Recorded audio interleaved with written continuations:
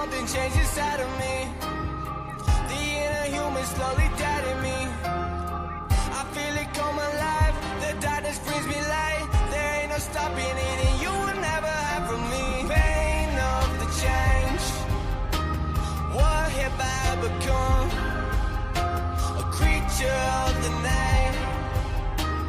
Ruled by moonlight. The pain of the change. This body's no longer mine. Feel wild and free, but caged at the same time. It's hard to be human, think human, feel human.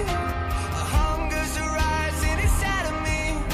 The beast is alive and break it free. It's hard to be human, think human, feel human. Keep putting more chains on the beast. Hope it don't break loose. You better hope so too.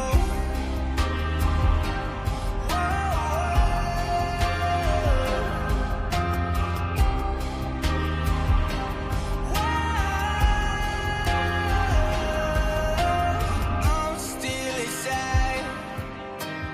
I'm still here. What have I done? When did this all start? I have become a monster in the dark.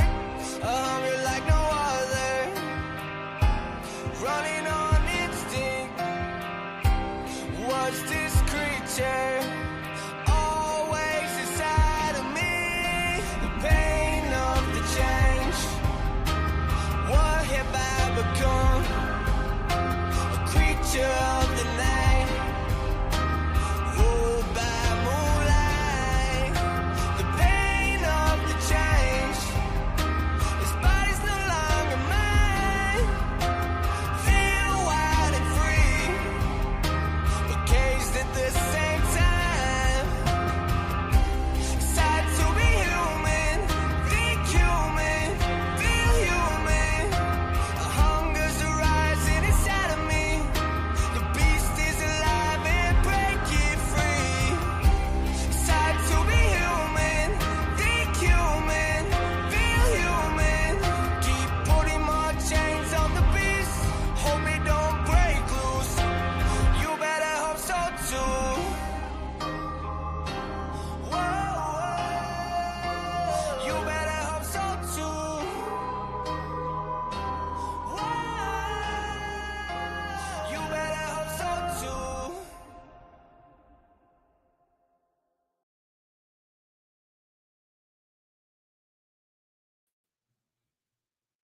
All right, folks.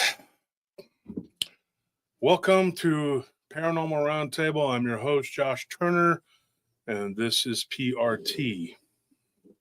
I don't like the way my hat looks here. Let me lower it a little bit there. Let me see. Yeah, there we go. I'm very particular about my hats, even when they have a jalapeno with a baseball bat on it. Let me look at this. Let's see here, that side, a little bit there on that side. Yeah. What do you think, Anthony? Does it look even now? It looks fine to me. I mean, it didn't really look messed up to begin with. I can tell. I know. Well, you scrutinize yourself too much. I feel it. Yeah, but the fans don't care. Well, okay. We'll see. We'll see. We'll see how much donations they give me. And you know why? Because the hat's crooked. They're going to be like, I was going to give $100. Dude, every episode you're like, oh, my hair's messed up. My hair's messed up. Then, like, and then nobody said anything bad about your hair I saw ever. the crooked hat. That's because I removed the comments. That's the only ones I remove. Are the ones they about, okay, the ones about my hair. Okay, but they don't say it in the live chat, do they? They do. No, they don't. We block them. They give compliments on We your have hair. ninjas that block that crap. You're too hard on yourself. That's all I'm saying. What are you trying to act, man? Too hard on yourself. Those that are hard on themselves, yeah, but there's a happy medium. they do very well in life. Oh, I have one hair follicle out of place. Let me. You ever heard of Jimmy Johnson? You know why the Cowboys won? Because his hair was perfect. You know, same thing with Mike Ditka. He didn't just chew gum and stand on the sidelines. He had great hair. That's what they did. All right. Welcome to Paranormal Roundtable.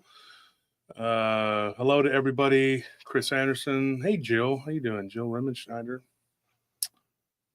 you haven't seen their channel, it's a Flash of Beauty. They have quite a bit of stuff going on over there. Go check it out.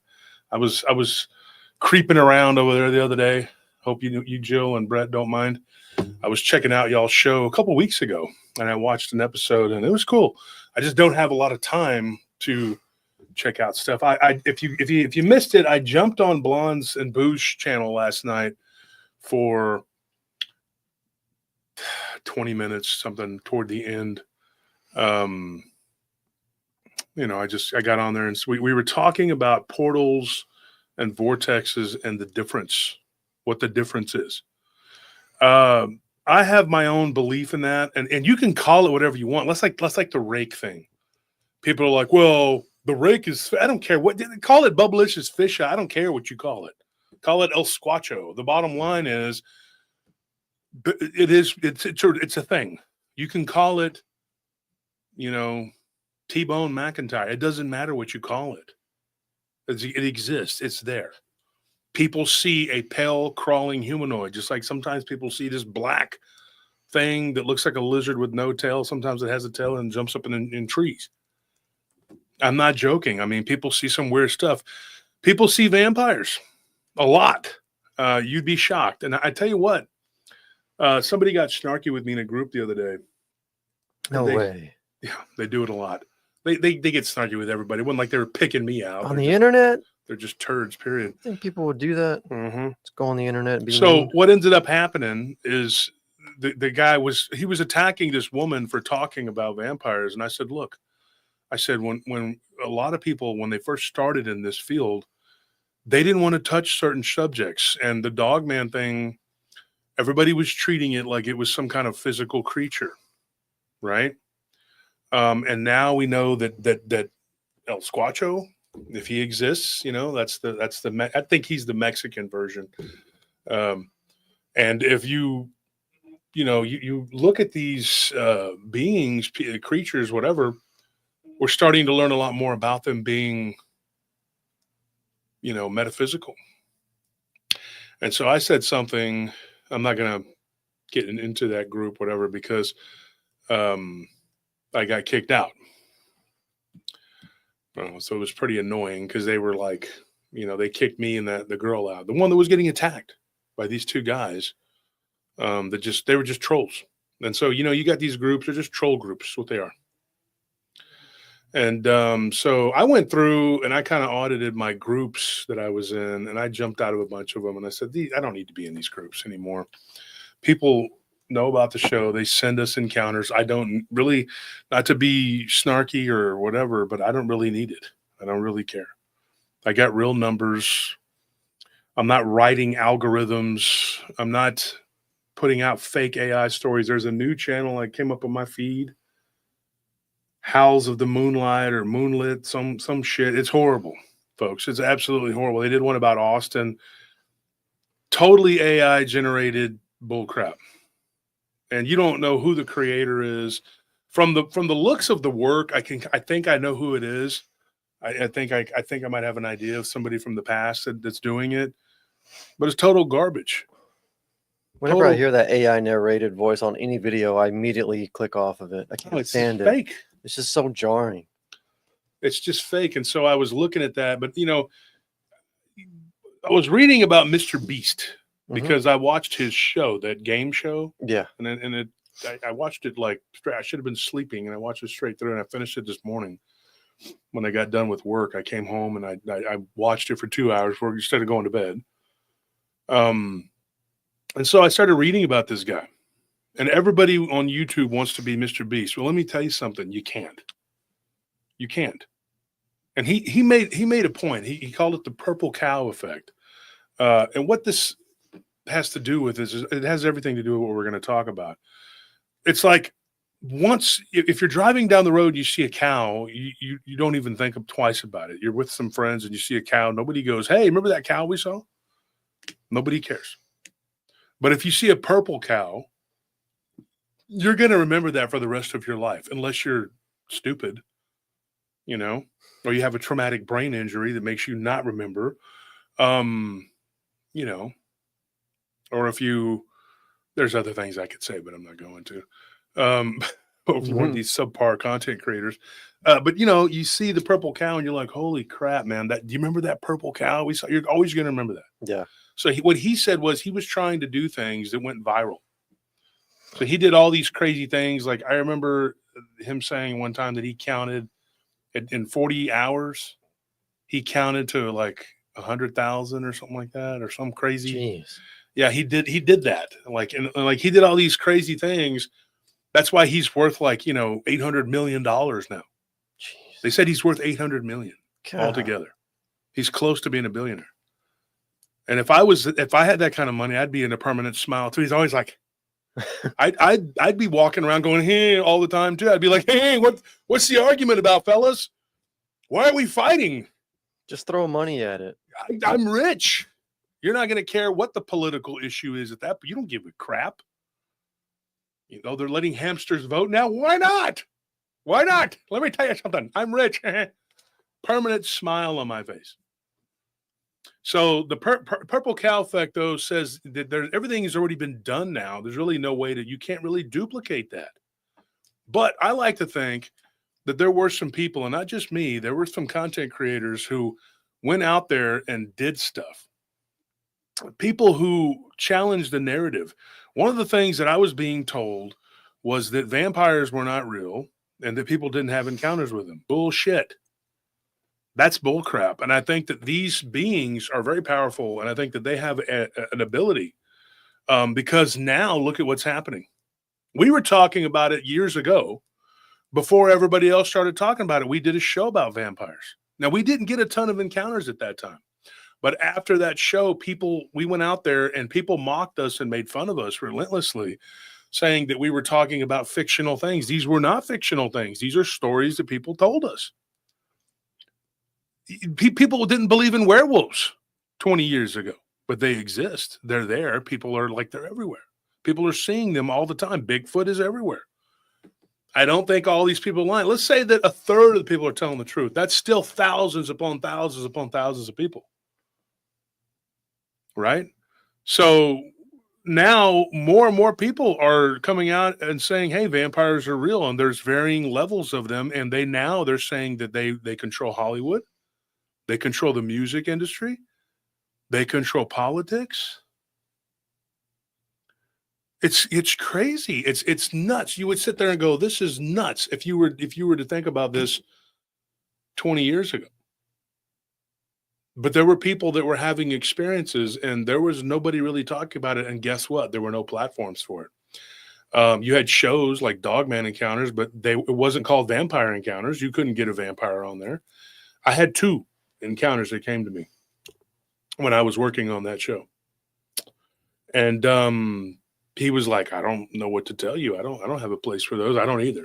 What are you supposed to do? What about reptilians? Look at how that is people are talking about. It's all the time now. Mm-hmm. People are constantly seeing these things, and they're, it's crazy. So we mentioned Albuquerque on the show, right? And then we mentioned a girl that was a Pueblo native.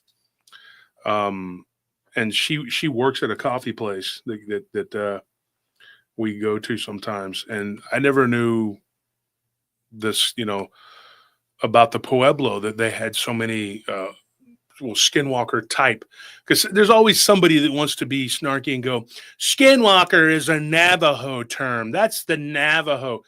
Let me tell you something, buddy. Every Native American tribe will tell you that they have some sort. They're like, that's just a shapeshifter. What's the difference? If I go and buy a soda and I call it a Coke, of course, in the Midwest, they call it pop or some other crazy shit. You're all wrong. It's just poison. Right? Yeah.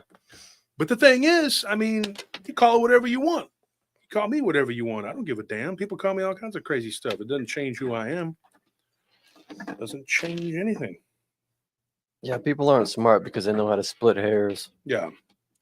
So what you end up with is these stories that now are coming out in droves, and people are saying, I saw this, I saw this, I saw this.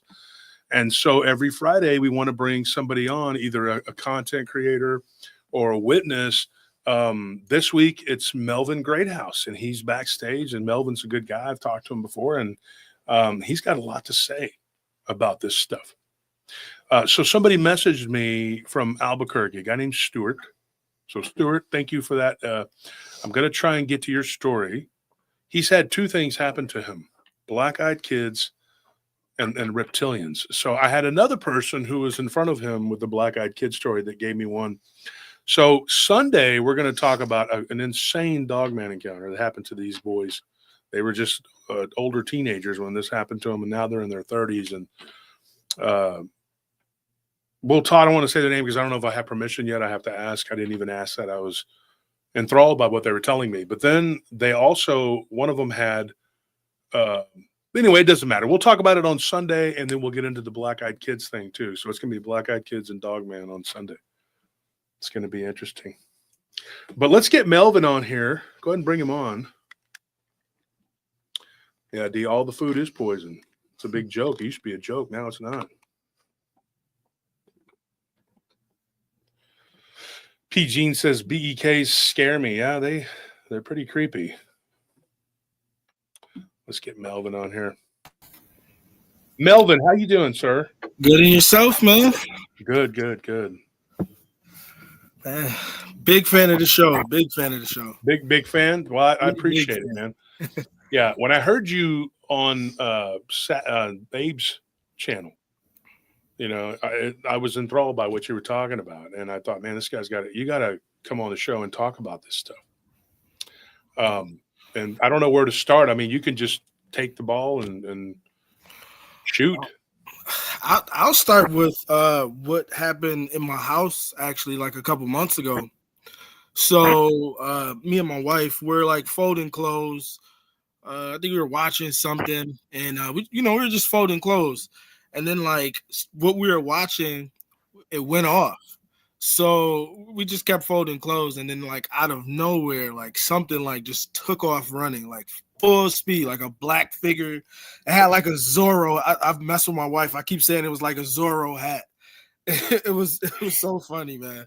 But like just thinking about it in that term, like, you know, with the hat, like that was funny to me. But the whole situation itself wasn't funny, you know. But it was just weird because that's not the first time I've seen like a black shadowy figure in our house. Not the first time at all. But I've watched like a bunch of episodes with you and stuff like that, and you know, I've seen people talk about shadow people, Hat Man, and you know, just a plethora of different like creatures or entities and stuff like that. But yeah, that one day, that was like real weird, and that's not the weirdest part to me. It was like, okay, we keep stuff like that away from our kids. We got like a 12-year-old, an 8-year-old, a 4-year-old, and a 9-month-old. So we keep that stuff away from them. So 5 minutes after that happened to us, my 12-year-old comes running out of her room. Hey, something black just came into my room and disappeared into like smoke. I was like, what? Like, you know, and it's just like, it was just strange, like having my daughter explain that to me when we just went through the same thing, like without her even knowing that we went through it. So how old is she? She's 12. Wow. Yeah, she's 12. And she was pretty shooken up from it. And it was just like, man, like I didn't know how to handle it at first because I'm like, you know, she's 12, you know, like I don't want her to think like she just has to be in fear constantly, Yeah. you know, but no way. Yeah, it was just weird that, like, you know, literally 5 minutes after me and my wife had that encounter, that she has the encounter as well. You know, it was just so weird. Kind of confirmed it, but then again, you don't want it to be a confirmation with your children. Oh, yeah. Yeah. And, like, to piggyback off that, it's been plenty of time. Like, me, I've seen the shadowy thing like multiple times, but I hid it from my family. I didn't want my wife to be scared. I didn't want the kids to be scared. But like we used to have a mirror like facing like our bed, and I've always heard never have a mirror facing your bed. I've always heard that. So it's just like, you know, could it be from that? I just don't know. Well, I think to me, I've had it all kinds of ways. I've lived in a lot of different places, and I rented a room for about 2 months, and it was this loft above the office where I used to do this company I did security for. Mm-hmm. And it was the first time where I stayed in a place where the mirrors faced one another. And okay, so where I was sleeping, and they say that if you sleep with your head facing north and your feet facing south, mm-hmm. I read this later on, right? And that if you have a mirror behind you, that it opens up a portal, and that you slip in and out of your body. Well, I wondered about that because I did. Like, it was happening. Like, I kept thinking I was dreaming, and I was going through the floor, and I was ending up in the break room kitchen of the office of that company. And finally, after 2 months of this crap, I was just getting up every day and going to work. And then I was sleeping during the day. But I was seeing what people were doing in the office. Yeah. And I thought I was dreaming. And so I went to this guy, Lopez, who was the manager at the time. God rest his soul, good guy. Helped me out a lot, in a situation that I'd gotten into when I was working out in the government housing. And he was a good guy. And believe it or not, it's funny because I wanted to tell you this. There's another guy that worked there named Melvin. And he was an African-American guy. And he was my partner for a little while. It was him and then another guy named Joe Abrego, who, Joe, Anthony. Yeah. But Melvin passed away, and so did Lopez. And Lopez, it was weird how he passed away because I was asleep and I got a call from Joe saying, hey, man, Lopez ended up going to the hospital and he passed away. He got bit by fire ants and had an allergic reaction. Oof. And it was weird. About 3 days after that, I thought I saw him coming out of my bathroom. And I was like, I looked, and we used to wear these BDU uniforms, and I was getting dressed, and I was like, what in the heck? And so I thought I saw him. So later on, I was talking to one of the police officers out there, and they were telling me, because we were a canine unit, and I had a dog. And he was, we used to train dogs with them for the police department. And then they were always like, coming up and saying hi to the dogs and giving them treats and stuff. And my dog was pretty popular. And so one of the officers was talking about Lopez passing away. And it was weird because there was a female officer there. And she was like, she's like, I had a dream about him because he was a pretty nice guy. A lot of people knew him. And I said, so did I. And it was at the same time. So when he passed away, multiple people claimed to have seen him. Yeah. But in that particular apartment, it was just like a little one room, there was a mirror behind me and then a mirror that faced the other way. And now with John Kelly being passed away, he used to stay in that room too. He passed away. A lot of people that used to work with me are gone. They've passed away. It's weird. And John passed away. He had a sudden heart attack. Back in 2020. Yeah. And, it was 19. It was 19 because Willie passed away. They all passed away in May. Willie passed away the next May. Then my mother passed away the next May. But I was having weird dreams, and it was the first time that I had that situation where the mirror faced each other. And so later on, there was this girl that worked downtown. I started working downtown, and I wasn't working. I was just doing once a month at a security company to keep my guard card active. And she told me, she said, you should never have mirrors facing one another. And then she told me, she took it a step further and said, it's best to not have a mirror facing you while you sleep. Now, I'm taking the word of a drunk Wiccan girl. And I'm at the club, and I'm like, really? Because I'm probably drunk too. And I just remember that. So like the next day I was telling Willie and Dee, my brother and Willie, I was telling him, and Willie's Creole, from Louisiana. He was real superstitious. And he's like, yeah, we got to do, him and Dee wanted to tear that mirror off the wall. I said, look, man, we're renting this place. I can't just go and tear this mirror off that wall. That, the landlord will be, because we were seeing stuff coming in and out of that mirror at the other place we were living at. But yeah, I stayed only there for about 2 months, and then too much weird stuff. And I didn't really grasp, all of it. And now I know I would never do that again. Don't ever have a mirror. Do you have a mirror facing one another at Melvin? I think I did at one point. I had I'm a big wrestling fan. So I had a mirror of Shawn Michaels, the D-Generation X. I had that. at one part of my room, and then the other part, the mirrors like kind of looked at each other. So I mean, and I got that from like a thrift place. And I've always heard you shouldn't pick up mirrors from thrift shops. That's right. Always. Yeah. Mm-hmm. Yeah. So I don't know. It sounds like So and then you catch yourself listening to a show, and they're like, and then it came out of the mirror, and I'm like, yeah, that's kind of how what happens. And so I get people giving me stories all the time about mirrors. We did one about some ladies. In fact, I think they were from Louisiana, and they had something that came out of a mirror. And then there was a guy that stayed at his chateau in France. That story scared the crap out of me. It scared the crap out of me because when I read it, I was all alone in the dark. And then my dog, Baby, rubbed up against my leg. And I didn't mean to, but I just like threw my leg out, karate kick. And she's like, yeah. And took off running, flying across the room. No, she actually didn't. I just kind of lifted her up a little bit, but she moved. But thank goodness. And then I ran after her, trying to apologize. And she's looking back, running from me. Get back here and let me love you. I'm like, I'm sorry. Let me apologize. Not being like that. You're being a turd. Oh, man. But it scared the crap out of me, man. I was reading this, and this guy had something come out of a mirror, and we talked about it on the show. But I would suggest to everybody listening, just stay away from the mirrors. If you buy a new mirror, like at Well, I don't think Bed Bath & Beyond has any stores now, do they? But they have the online or whatever. Probably. Maybe get one from an online, but don't buy them secondhand because you don't know what they were doing. Yep.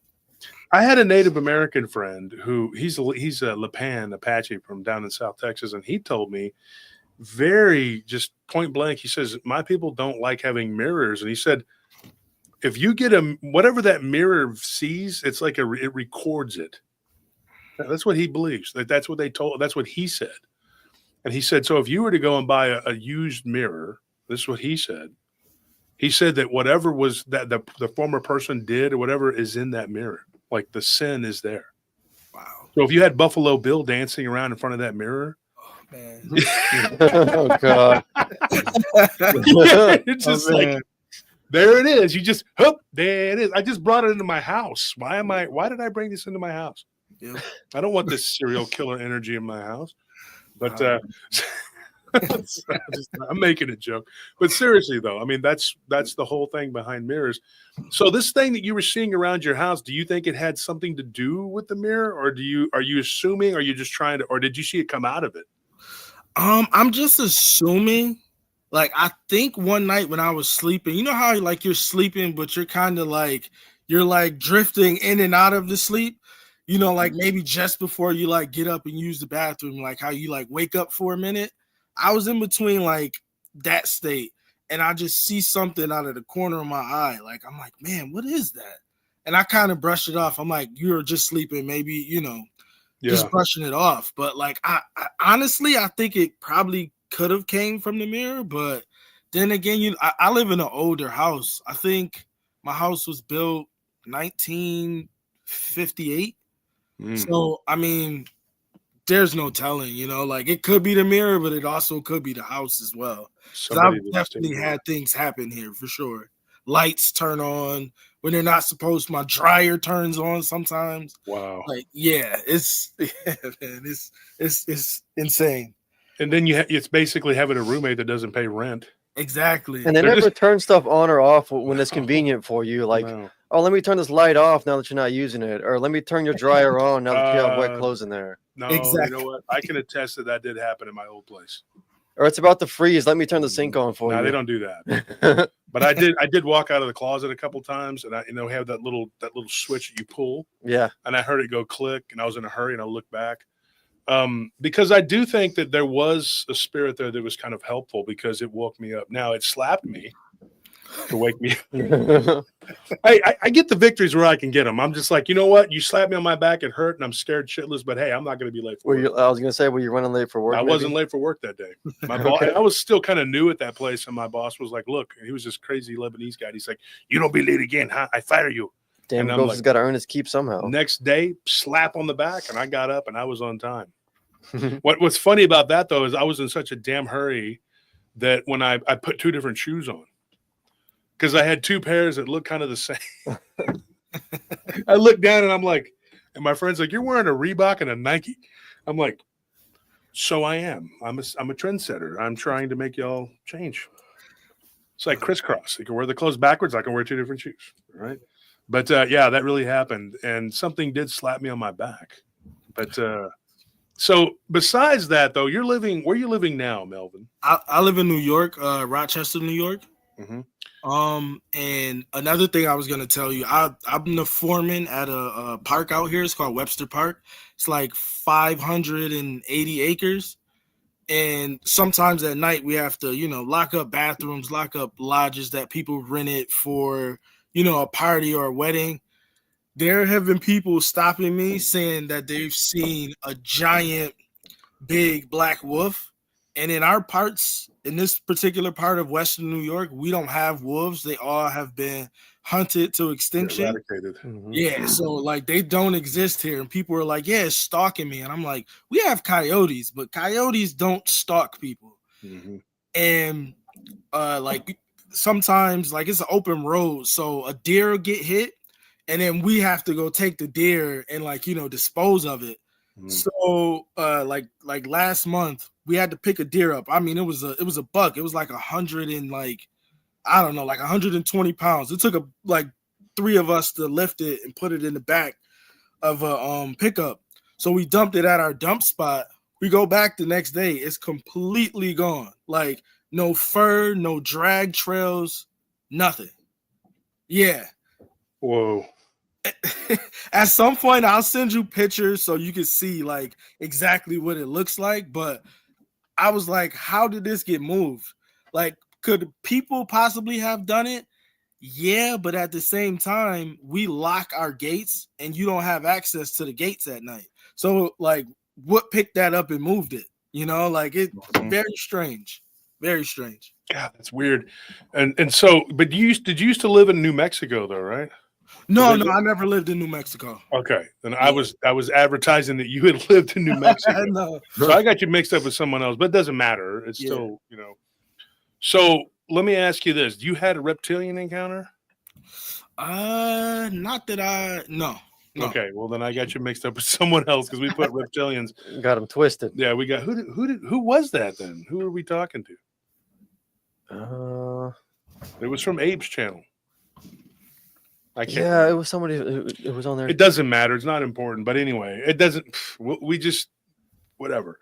So what else? Like, let me ask you this: the place that you're working at with the giant wolf or whatever, and you said people said it was stalking them. Yeah, it said it was stalk. Like, cause we have a campground there as well, and in the summer, people said it was like stalking them at night.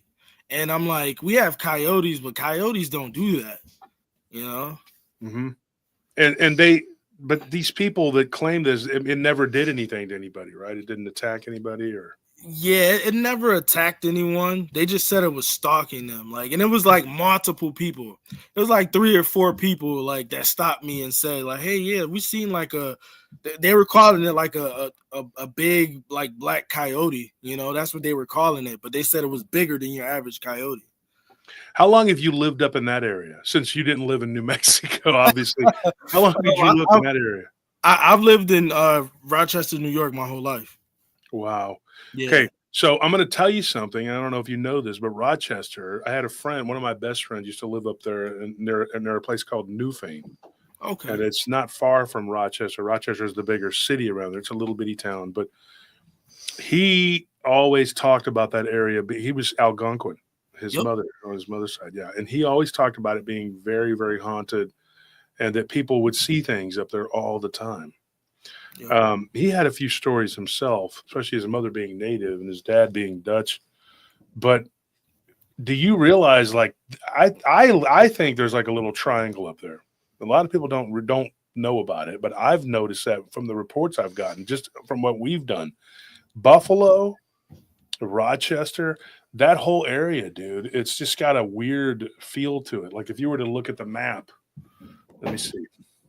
I'm going to pull it up here. That's in New York. The Wendays. Yep. Yeah, dude, it is so freaking creepy up there, man.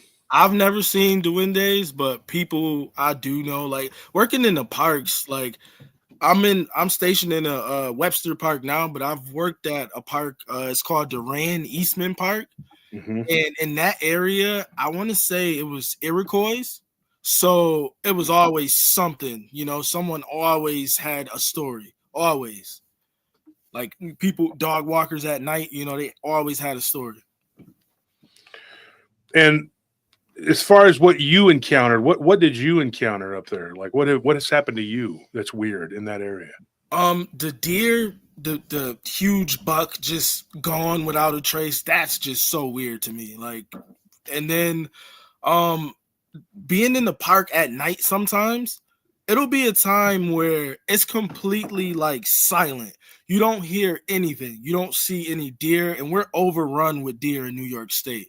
I mean, like, we're very overpopulated with deer. We have like no predators to hunt the deer, so you're always gonna see deer. Like, Mhm. I mean, like literally, if I walk out of my house right now and I go like 5 minutes down, like I'm probably gonna see a deer. It's been times in the park like where I'm locking up and I don't see anything, and it's just super quiet. Like, and I just feel like eyes are watching me, like for sure. Like, that's happened to me like a bunch. So it's the Allegheny area. Mm. When I look at the map, this is so weird. So we had a job site that just ended, and it was called Belmont. Mhm. And Belmont is one of the cities down there in Allegheny, in the Allegheny County area. And so if you look at a map and you go across from Rochester to Buffalo and then down to the Allegheny County, down to the Belmont area, that's where a lot of the sightings, they're all kind of in that triangle. Now you have Livingston. I've gotten some weird stories out of that area. A place called Groveland, Silver Springs. Yep, I've been. Yeah, some weird places. And then I got one from a place called North Boston, which is right outside of Buffalo. I'm trying to look them up right here. So we have all these weird. God, so okay, because like that, I thought about it the other day, and I was thinking I could do a show about each state, kind of like how David Weatherly's writing a book about each state. And I thought about that because we need to start categorizing these into states because, you know, when you go through, I know this because just the other day I was talking to someone about New York. There used to be a show called Haunted History. And I don't know if people remember that show. It was on the History Channel. Of course, the History Channel, where the truth is history. Yeah. They got so far out there. And it was always about Hitler. Like Hitler was just like always on. Like every time I turned the channel on, it's like Hitler. You know, it's like if it wasn't Hitler, it was reality TV. it was like what is their fascination with this guy? Hitler, hillbillies, and ice road truckers. They can't just say, "Hey, the guy was evil." You know what? It's like every day with Hitler. You know, but it just got so much. You know but they did have some good shows. They had some paranormal stuff on there. And they would do a really good job of giving you the history of it. And one of the scariest ones I remember, if anybody remembers, is from the 90s, way back. It was called Haunted History New York. And they did one about this place. It was a castle. And I can't remember what it was called. God, it was scary. It was a creepy episode, man. And somebody had a photo of this spirit, and it was like they had seen it was like floating in the air, and it was like demonic looking. And they claimed that they had taken Native American artifacts and brought them into this castle. Look it up. Look up castle in upstate New York. It'll come up. But the people that owned it, though, they had built it into, and it was a castle. Like there was no reason for it to be a castle. They just made it that way. I don't think it was like a fort or anything like that. Beardsley, I want to say maybe Beardsley Castle. But it's in New York, and it's not that far away.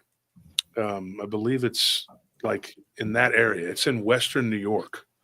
And so whenever they were talking about it, it eventually burned down, and the spirit there was like aggressive. And I remember, so I did some research on it because, you know, they just touch the highlights on those shows.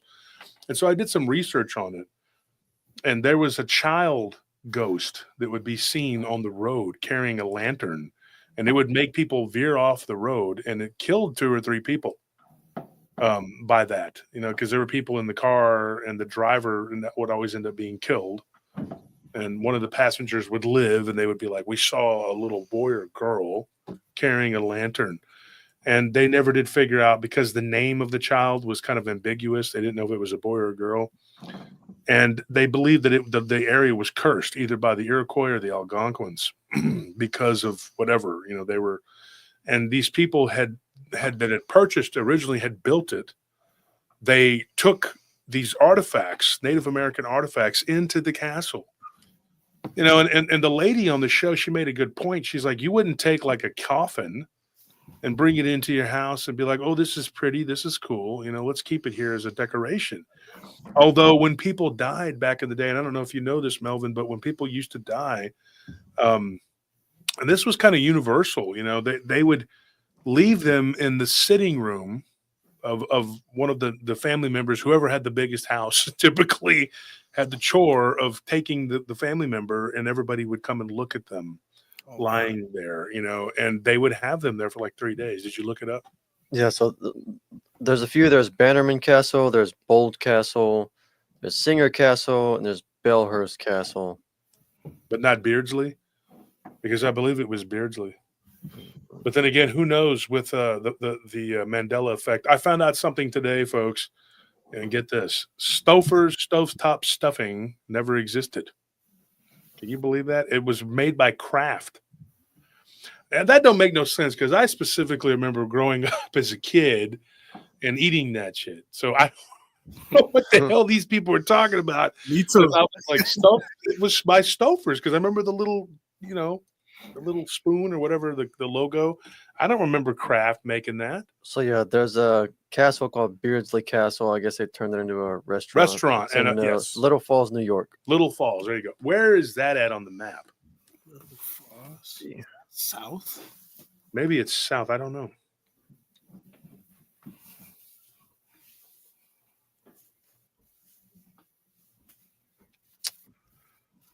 So Melvin, let me ask you this. So what else has happened to you out there? Anything else?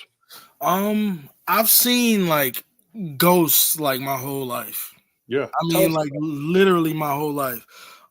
Growing up, we lived in like this side by side.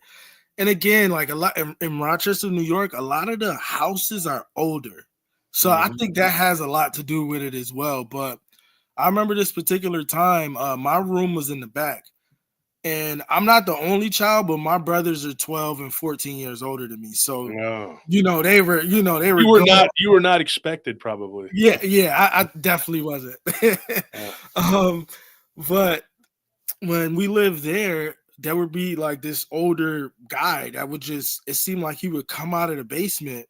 And just one night I thought I'm like, let me go ask my mom, why is this like random man like walking through our house? Whoa. And I go get her. And I'm like, mom, I'm waking her up. And I'm like, hey, why is this man walking through our house? And she didn't see it that time. She was like, what are you talking about? Go back to bed. But eventually she seen it as well. And, she started letting me like come in there and like sleep with them, because it was like terrifying in a way. But as I got older in that house, like the ghost didn't seem like, it was a problem or anything like that. But just as a kid, it was just like kind of scary seeing that. And you kind of have to get used to it too. That's Oh yeah. I don't understand how we did it, because I had to do that too, Melvin. I had a spirit when I was a kid in one particular house, and I would be playing with my He-Man or something, and I would see this shadow come behind me, and I would just freeze, because I knew that wasn't my mom and dad. Right. Because I was a latchkey kid, and they'd be at work. And so I bet I only played in my room maybe twice in the whole time we stayed. About a year we stayed in that house, because something would always happen. So I would only play in the living room in front of the television, if my parents were home, because when I would start being distracted by something, this thing would come. And it just looked like the shadow of a man. That's what it looked like. Is it so? What did yours look like? You saw the whole thing, huh? He was like a older gentleman. He dressed like he wasn't from the time we were. This was in the 90s. He dressed like he was maybe from like the 70s. It's like a older, like plaid shirt. Yeah, it was strange. That's why it was so strange, because I'm like, man, like, you're like, why is this guy wearing bell bottoms and butterfly collar? Yeah, it was weird. He had like Dockers on. It was so weird. I was just like, I don't know, man. It just wasn't what I was used to seeing. Yeah. It was just strange. Did he have the Freddie Mercury mustache and the mushy hair? He had like the thick, you know. He had a thick one. Yeah. This dude was coming out of the disco era. Yeah. I'm not trying to make light of what happened to you, but that's funny, man, because it's like you have a period ghost, and nobody ever thinks of like a period ghost as being like coming out with dun, dun, dun, dun, disco and burn. Right. Like, you don't want to see that anyway. I mean, it's like, you know, that red dye jacket, dude. You're like, dude, no, come on, man. What's going on? Yep. And then oh my gosh. I got another one for you when I was in the park. Like where I work at, they switch us around. So we might go to this park or we might be at this park. One park, they just recently discovered an Indian burial ground. Wow. So yeah. I'll send you that. I'll send you a messenger of that so you can see. That's the one you got to go work at sometimes. Yeah. Yep. Oh my god. And you know now. It's like ignorance is bliss. I don't want to know what that was there, and I was comfortable. Now I got to be around. Wow. They got people skiing through that area. I'm like, come on, gosh, dude. Not go through that area. Totally disrespectful. Yeah. But one night I was locking up. It's called Duran Eastman Park, and this might be well known too. It's called the White Lady's Castle. I guess the story goes that a lady's daughter drowned in the river next to that park, and I guess they say she's searching, looking for her daughter or whatever. One night I'm pretty sure I seen that. You know how like you see something and like you kind of turn around and it's not there. Then when you look again, like you kind of like see something going. I seen someone like walking and like she had to have gone around me to get past me. And when I happened to like look again, the person was gone, but like there was no way like she could have like jumped in front of me because I'm in a truck with bright lights. Like I'm locking a gate. She didn't have a car. Like it was strange. And she had a white dress on and it looked like she was floating. I was just like, and like if you look that up, I guess that's something that like a bunch of people around town like have seen this same apparition. Like it's crazy. What? So how was she dressed? Like she had like a white gown on. Like that's all I seen was a white gown. Was it like a different time period too, or do you couldn't I believe really tell? So. I believe so. Like from like I don't know. That looked like that was from like maybe like, you know, early 1900s maybe or something like that. Or maybe even further than that. You know, I really don't know what they used to wear back then, but it didn't look like it was from like this happened in like 2015. So it wasn't like, you know, from that time period. No. Well, Legally Blonde says that castle is right by that Durand Eastman Park. So, are you talking about Beardsley Castle, Legally Blonde? Because and it's weird, all these castles that look like the ones that Anthony sent me they started with a B. They call that one the White Lady's Castle. I think back during like the War of 1812. Yeah, the French and Indian War was heavily fought there. Yeah, I think that was like a station for British soldiers, maybe. Mm-hmm. Don't quote me. It was either British or French because we have posts of both of those, you know, countries like all along the Lake Ontario like shoreline there.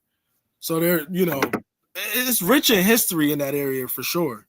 Yeah, some of those castles they were used as like forts. You know, that were built by the British and some by the French, and then they were taken back and forth, back and forth. A little known fact about New York, and some that people think that people don't realize is during the Civil War, the British amassed a lot of troops on the border on the New York border with Canada, and they threatened to invade because they had been trading shots with Union soldiers, because the Union soldiers had been training, and they were stationed. There was a training center stationed up there on the border.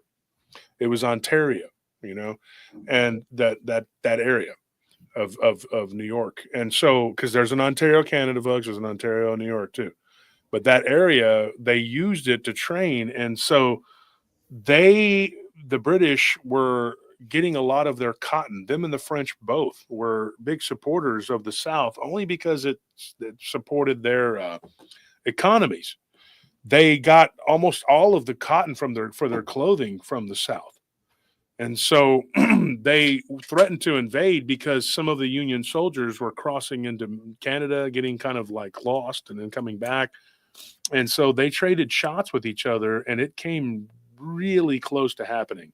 In fact, the British did encroach into American territory, and they stayed for 2 days in New York, and they went back because Lincoln told them, look, guys, we didn't do this on purpose. We don't want trouble. But the British were always going to be a pain in the ass to the United States, because they just did not like getting beat, and especially getting beat twice.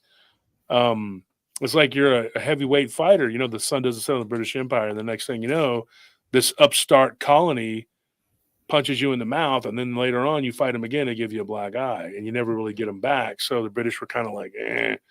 Yep. So the saber rattling went on. Now, the funny thing is, people to this day in that borderland will see British troops running through the forest. It's a really weird thing. Wow. People will see Union soldiers running through the area, because they were training there in the blue uniforms. The legend of Sleepy Hollow comes from that region too. The headless horseman and all that. He was supposedly a Hessian soldier. There's all kinds of different versions of it, but the guy that wrote what is the guy's name that wrote that? I can't remember his name. I used to have it memorized, but he wrote that, and he based it on, the French and Indian War. It was supposedly a soldier that had been beheaded. And it was a scary story, but it wasn't true, but it was like an amalgamation of a bunch of different stories from that area, because there was so much death and violence in that area. Washington Irving? Washington. I knew it was Washington something. Washington Irving. There you go. Betsy Barnacle said it too. But in your experience, has anything happened since you and I know it's kind of weird, okay, now it's an Indian burial ground. I mean, you're not going to go out there and go, now I'm having encounters before, but what has happened to you? At that particular park, I didn't have any experience. I think just maybe the ignorance of just not knowing, or just not being aware of it. I've never had any experiences at that park. But at the park I'm working at now, we have 4 Boy Scout cabins. One is Cayuga, Seneca, Onondaga, and Mohawk. Uh-huh. So it's I feel like they know in that area. They know what was there, yeah. Yeah, I feel like they know, But the park I'm working at now, for sure, it's always uneasy, especially working at night. And it's usually just one guy working at night. And man, it's very uneasy, for sure.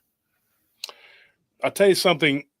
Another thing too, that area during the French and Indian War, the natives kind of fought for the highest bidder. It was a war that was being fought on land that really belonged to them. But you had the Huron, you had the Mohawk, you had the Algonquin, the Iroquois. They were all in that region.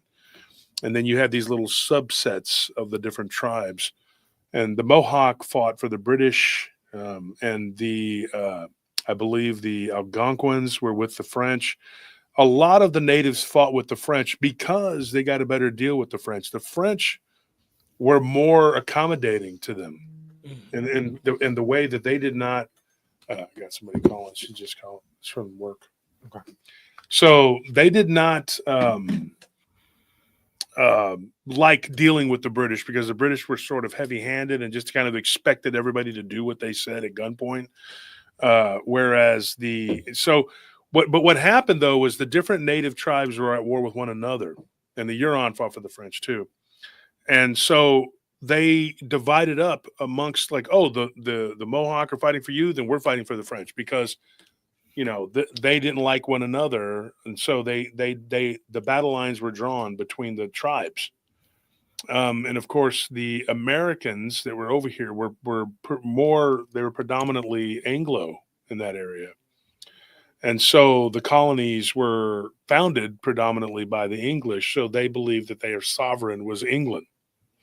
But it wouldn't be long after that they ended up kind of regretting it and being like, man, we should never have even helped these people, because the British were so heavy-handed. And it was about taxes. One thing that people don't know too, Melvin, I don't know if you know this, but we used to be able to pay for everything until the Civil War. Everything was paid by tariffs. We didn't have an income tax. Income tax came after the federal government took control after the Civil War. And they used the excuse of slavery to fight the war. I really believe that, because I don't think they really cared. I don't care if they were North or South.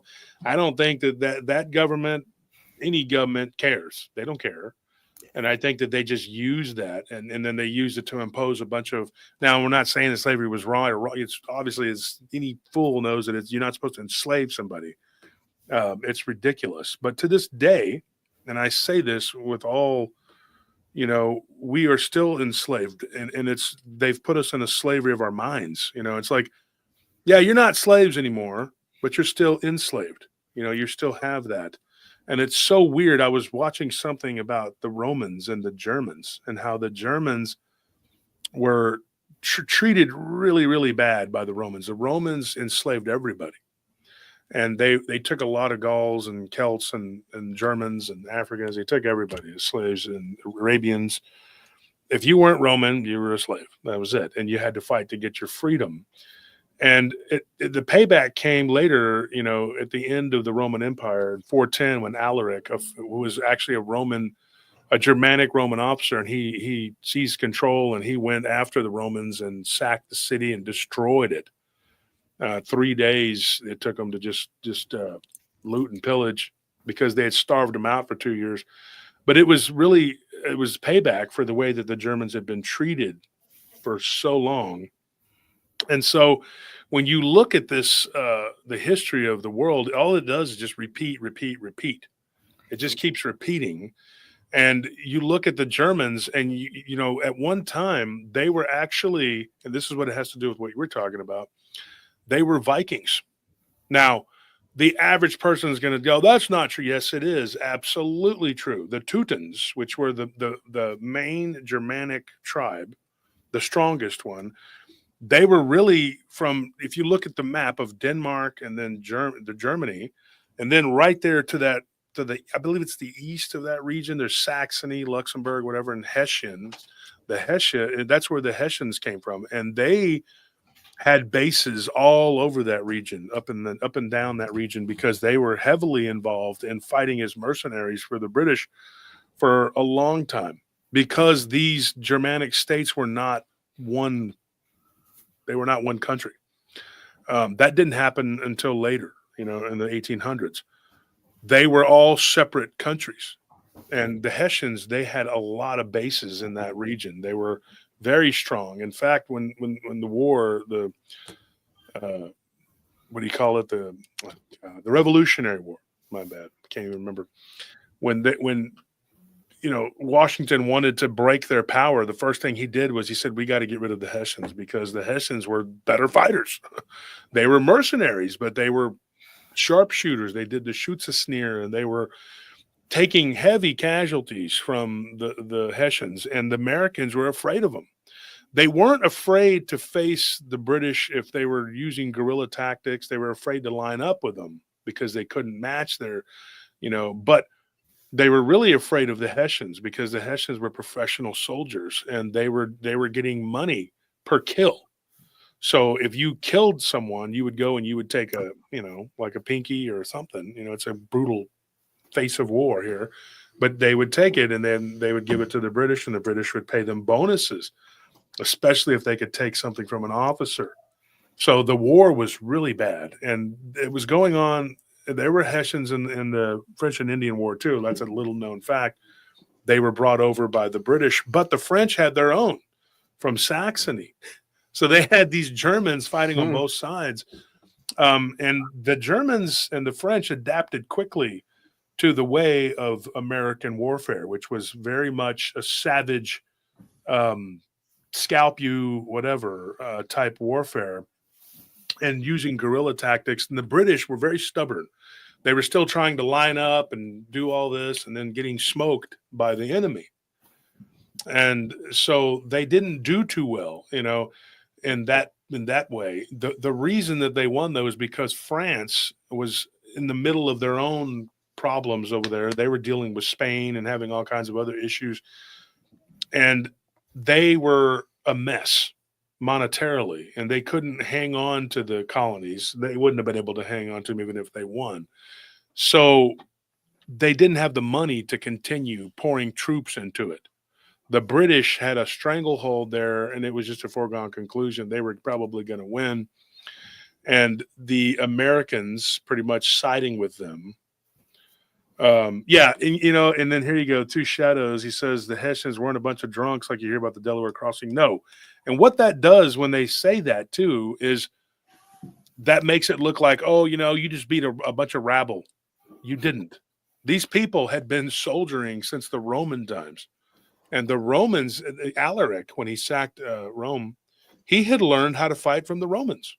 And he went back and he trained his people, the Goths and the Visigoths. Two different things, but still different tribes. But the Teutons, the Goths, the Visigoths, the Ostrogoths, they were all part of that same.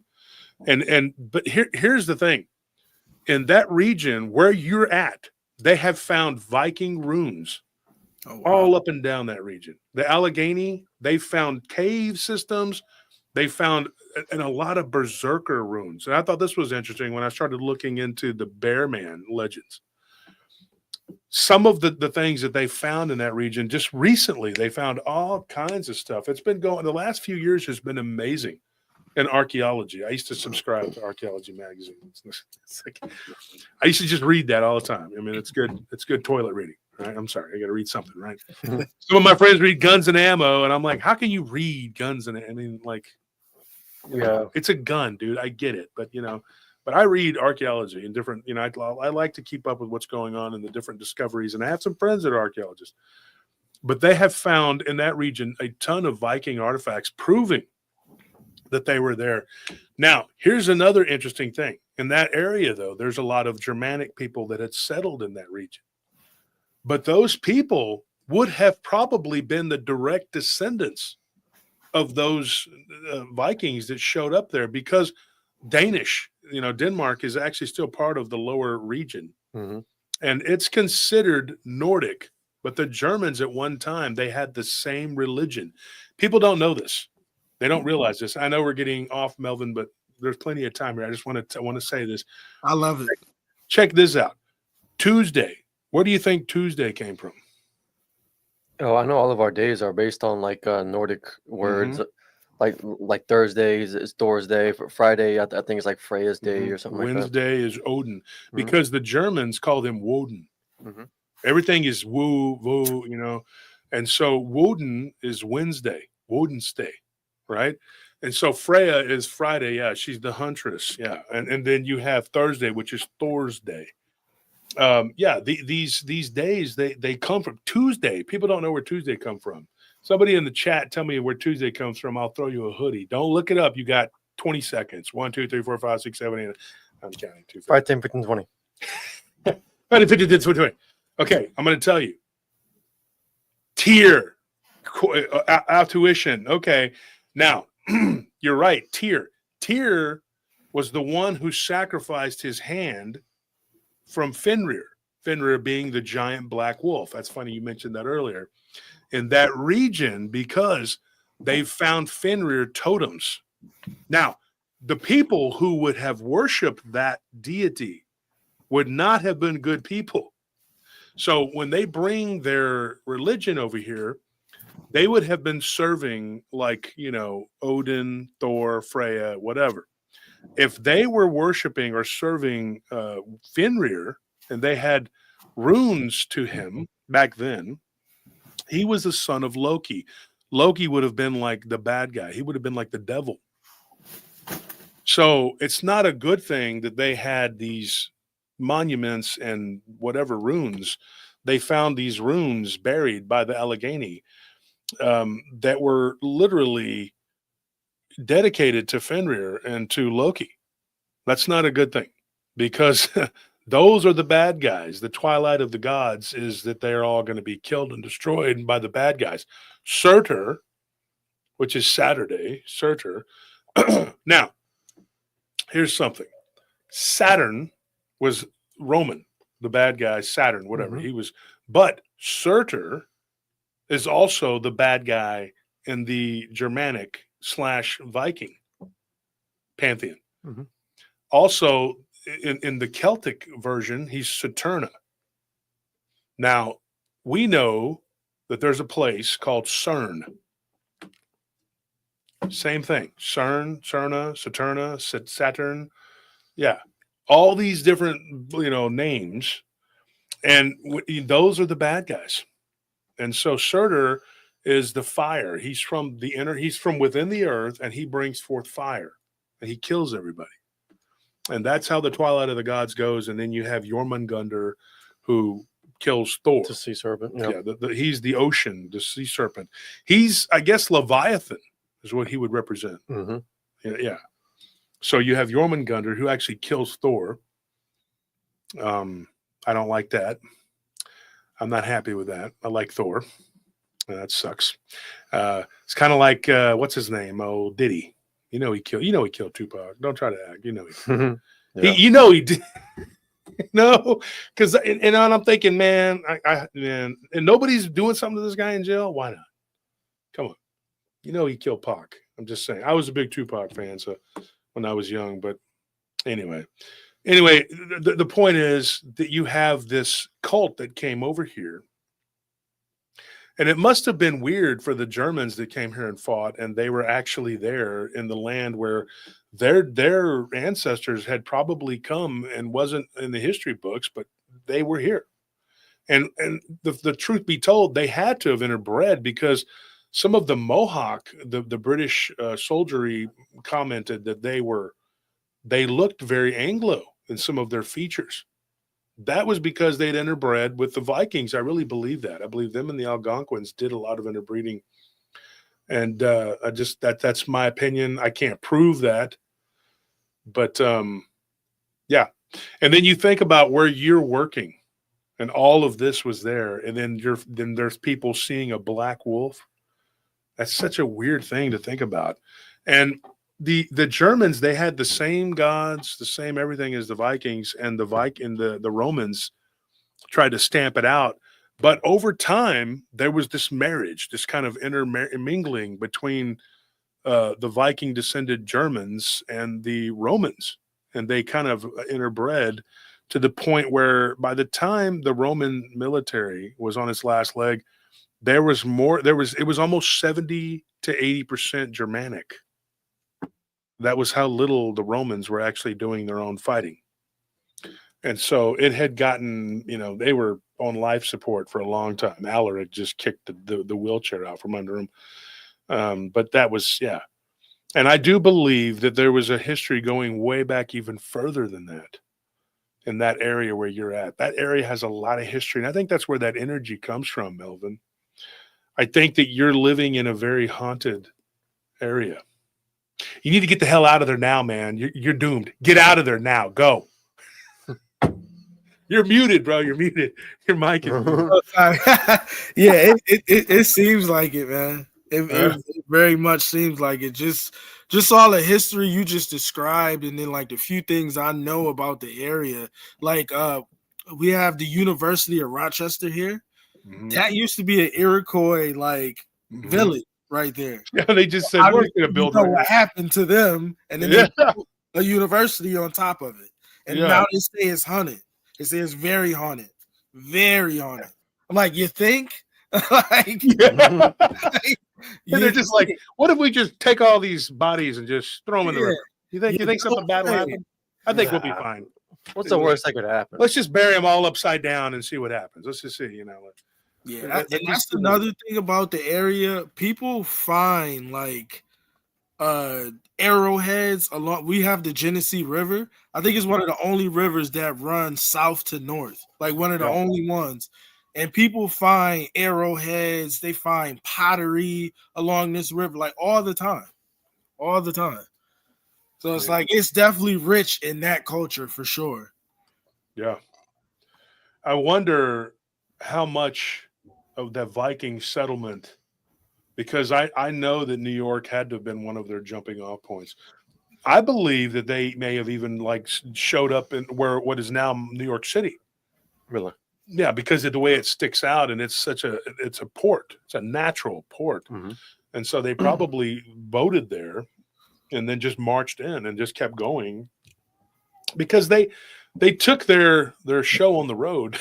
They were road warriors, man. They were all over the place. I mean, if you look at Hungary, for example, their closest relatives are Finnish, and Finnish were about as far. They were as far east as the Viking blood went, and then it became Rus. Now, the Finnish, these in-between countries, the Finnish really are a melding of Viking and Rus, where it becomes Slovak. But the Rus are a different type of Slovak because they have so much Nordic blood. They're like Nordic Slovak, and so them and the Finnish, you know, I would say the Finnish would be like 70%, 75% Nordic, and then you go to the Sweden and it's like 90%, and Norway's like 100. Mm-hmm. Like that's kind of how the blood would break down. And then Danish are really just Germanic and Viking, because during World War II, the Danes didn't really put up a fight. They're just like, well, we're pretty much German. They were the connector between the Nordic countries and the German countries. And in fact, SS Viking was made up of like, I think 90% Nordic soldiery, just like the Azul division was made up of Spaniards. People think that World War II was just the Germans going in and fighting Russia. No, there were 3 million soldiers that went through there. Only 1.2 million were Germans. The rest were all something else. That's, it was a mishmash of different types of people. And in Africa, the Africa Corps was almost all African. There was only like 20% German, and the rest was garrisoned by African soldiers, who were more than happy to kill the British because they had been oppressed. Because the Germans didn't have colonies. They didn't have colonies. It's such a weird thing because the Germans here in Texas, and I'm not German, but like the Germans here, they made these towns and they never got attacked. They never got attacked. Like Schulenburg, Fredericksburg, what's the other one? New Braunfels. You never hear about them getting attacked by the Indians. Never. The natives. But every time there were so many other targets around that. Yeah, they all they went after the Anglos with like hellfire. They were just like, man, to hell with these people. Well, there's all these stories of the Germans trading with them, and they're like, yeah, the Comanches are nice. They gave us some, beef and some, They must have got it from our neighbors, the Anglos. Yeah, those people. Yeah. But the Comanches would trade with them. They had horses that were nice. The Germans did. And they were like, where did you get these horses? They're like, from those nice Comanches. They're like, those people just killed my whole family. And the Germans are just smoking a pipe going, man, you must have really pissed them off. Like, what did you do? What did you do? What did you do to them? Sprockets. I don't know. It's just a weird. I'm joking, but seriously though, it's a weird thing because they didn't have problems with them. They were just kind of like, we're just here, and they're right in the middle of Comanche territory, and they're never getting messed with. But the Anglos were like, they couldn't even go out to the outhouse and take a dump without getting an arrow in them. They were targeted bad. But I think it was the difference between how the French and the Germans treated the natives, because what you're talking about, how they built a university on top of the natives. And I'm not bagging on the Anglos, I'm just saying, like, they did some stuff. Like, they really did. Like, it was like Yeah, well, all these people are gone now. You know, they've all disappeared. They're like, sir, we killed them all. Yes, an unfortunate footnote. Build a university. You know, and you're like, geez, Louise. They were here and now they're not. They were here and now they're gone. Well, what about the children? Well, it's a good thing we're not children, are we? Build it. You know, with the wig. Mhm. You got that weird little powdered wig. Yeah. You know, they're doing some stuff. And then they're like, this place is haunted as hell. Well, we didn't count on that, did we? But England is haunted. It's spreading England. So, Oh man. yeah, it's true, though. I mean, you sit there and you think, man, there is a pattern there. There really is a pattern that kind of goes with the English, you know, and of course it starts at home. You have Ireland that's still like, we're still not a part of you, lad. You know, like they're still angry and shaking their fists, like, we'll never be a part of Britain, you know. And England's like, you know, oh, we're sorry now, you know, I get it, but what's done is done. Yeah. You know, it was horrible, but you know, you got to remember though too, they learned from being attacked by the Vikings relentlessly, and then from being attacked by the Romans before that. I mean, they were constantly under siege. And so I think they just became very warlike as a people. And then they overpopulated, and so they just spread out everywhere. And but they were, I got to say this about the British, they were against slavery long before America. Like America was like, no, we're going to keep doing this backward stuff. It's not going to work. We're just going to keep doing it, you know? So the natives up there, have you heard of the stories of any of the native spirits up there? Because I've heard a ton of them up there. I've heard like stories of them. I don't think they call them like skinwalkers. They call them something else, whatever native tongue that they have in this region. Yeah, I've definitely heard stories of, you know, people talking about seeing shapeshifters or skinwalkers. Actually, I do have. It just came to me. So I got a couple buddies that are in the army, and they were saying they're stationed at Fort Drum. It's Fort Drum, New York. That used to be, well, it's a fort, but I think it's Fort Drum, New York. But that like whole area used to be native as well. So now it's a military base. So my one buddy, he's I think he's a medic or something like that. But they were doing like a training exercise out in the woods there. And the one sergeant said he heard his wife calling his name. And he was like, what, you know, my wife's not here. My wife's all the way, like, you know, hours away. Like, why would my wife be calling? They all would hear a loved one calling their name. And I know that has to do with some like mythology of some type of entity or creature as well. But he said, like, you know, when they would do their drill, that they always would hear like something calling them. Like I said, the one sergeant was saying he heard like his wife calling him. Like, you know, it was very weird. Yeah. I wonder what that would be. Because, you know, that area, the natives there, they would have, I'm trying to think of who all would have been there, what their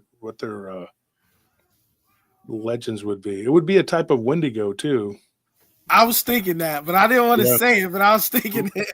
But I can't remember what they would call it though. There is a name for it too. And because I'm thinking, I know in Maine, there's like the Micmac, and they like somebody, I don't know if this is true, because, you know, you hear all these different things. There was a guy on the internet, it was TikTok.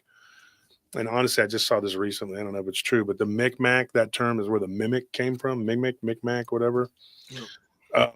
And they had this legend of this. It was like a female spirit. And they did some things like, I don't know if this is true, but like if a woman displeased her husband or whatever, they would take her and leave her out in the cold. And then they quit doing it because they would come back. Because, you know, the primitive peoples, they like when the Germans were primitive, you know, we're talking about them. They did some stuff like they were so scared of the dead becoming the undead. It is so crazy. And I'm not talking about just being a ghost. They had these legends that the Romans were like kind of freaked out by, that when someone passed away, they had to do different things like pierce their skull with silver and other things like that, purifications. So they wouldn't rise up and become like an undead, like kind of like a vampire. Now, I don't know if they actually would drink the blood. I think it was more like they would just get on top of people and take their life force or suffocate them. Some of the legends that I had read. But this stuff goes, there has to be a common ancestry somewhere. There has to be. Because we have these legends on every continent with every people. The natives have the same legends that these Vikings and Germans and Celts had. The same thing. In different times. And you have these weird, like, intermingling. We know that there are Guatemalan people that have Polynesian blood. Yeah. Did you know that they discovered in 2023 that the Mayans actually had roads, like major highways? They found these major highways 2,000 years before the Romans did.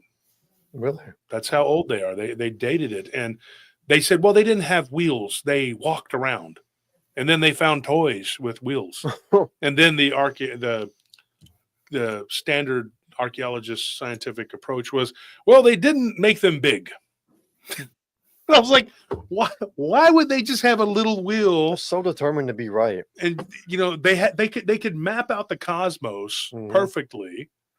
They could do all these things, but they couldn't make a wheel. Like, dude, come on. If we were just kids, all of us here, right? And you just put us in a room, somebody's gonna come up with some wheel. You know what I mean? Somebody's gonna come up with like, I'm tired of walking, man. What can we do? What if we just rolled?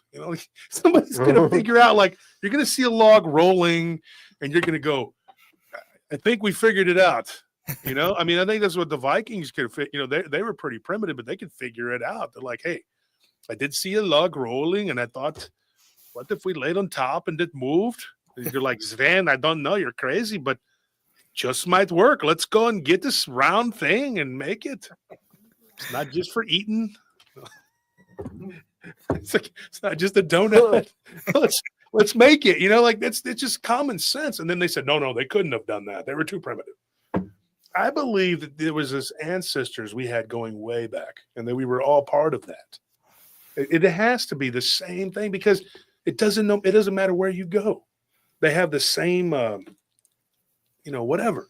Like this skinwalker, shapeshifter, I don't care what you call it, but it existed, and we know it existed, and it's everywhere. I mean, it doesn't matter. But if you disturb burial grounds, I'm pretty sure that's a good way to get it started. You know what I mean? And then building a university on top of it. Have you heard of any of the stories there about the hauntings? I guess the library was like the most haunted spot.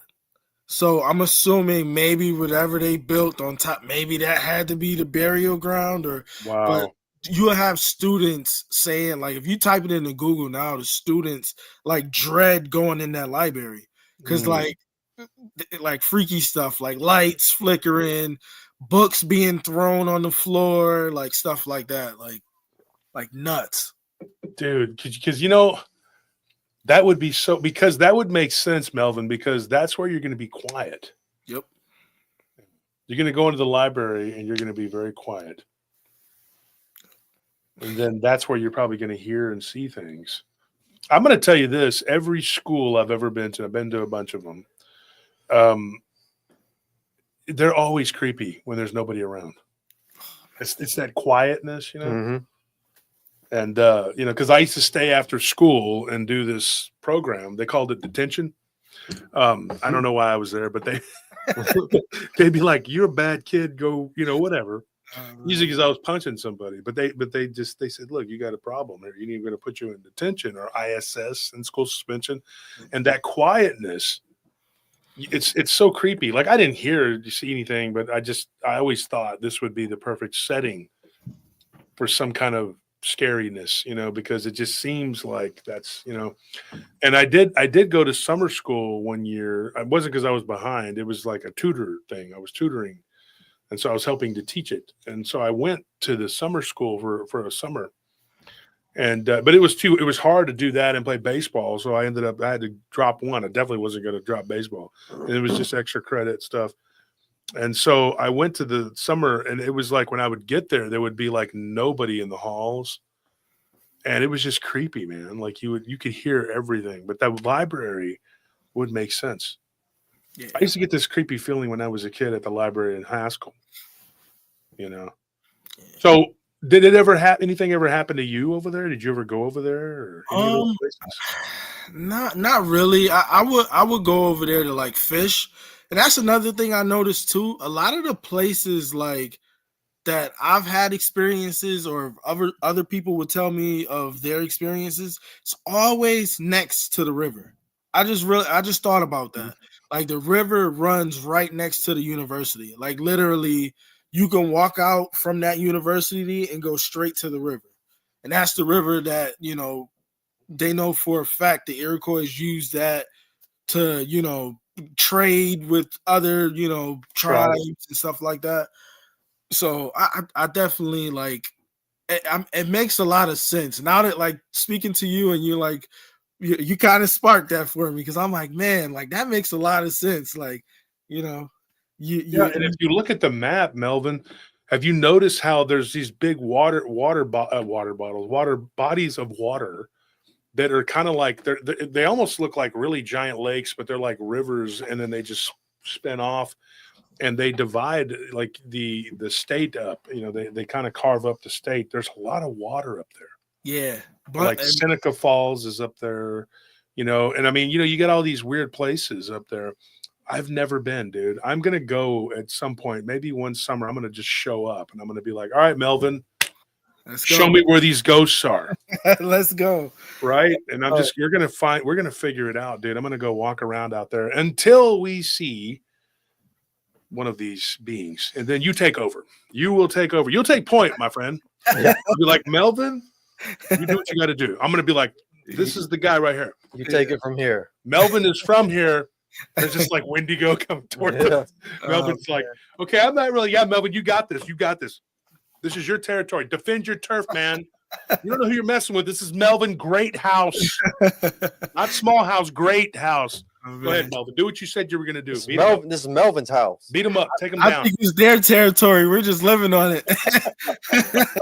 Like, this is not Big Mama's house. This is Greathouse. Buster. This is my house. Better go. Oh, man. We're going to get smoked. Yeah, man. Right? And Melvin's like, I don't really. You just keep pushing him. No, you got this, Melvin. You're good. This is all good. We're just fishing until the Wendigo shows up, and then you take over. That's what that's where you come in. Invaluable information. So let me say this. So the house you were living at, it was basically a 70s looking dude. 70s. Oh, crazy, man. And so you saw it so many times, and you went to your mom and you said, what in the hell, Mom, why do we have this guy? Yeah. I'm like, is this some like is this a friend? You know, like is it, you know, do you know this guy? Like she didn't know what you were talking about. Right? Didn't know what I was talking about at all. Wow. Until she seen it and she was like, whoa, you know, like because you know, like parents at first they're not probably gonna believe that. You know, like I feel like it takes for them to have their own experience to like, okay, maybe he's not just BSing, you know. Yeah, they always do that though. They're always like, go play with your toys, and then you come back with Bigfoot, and they're like, and then that's when it gets real. You're like, oh, you thought I was wrestling in there? No, he was attacking me. Just letting you know. You thought I was watching, Monday Nitro. No, this dude showed up for sure. So you stayed in this house, and then you said you had other ghost encounters. Like it just kept going. Like it just kept going. I've seen literally ghosts more than anything, like ghosts and like the shadowy stuff. I've seen that my entire life. Like, what do you think it is? Because in Spanish it's ojo, like the ojo dotado, like the gift of the eye. But for you, do you think it's you, or do you think it's all that creepy land that you were living on? Like what? Not sure, man. I do have rich history. Like my family is from the Bahamas, and oh man, yeah. I'm trying to remember where else. Antigua.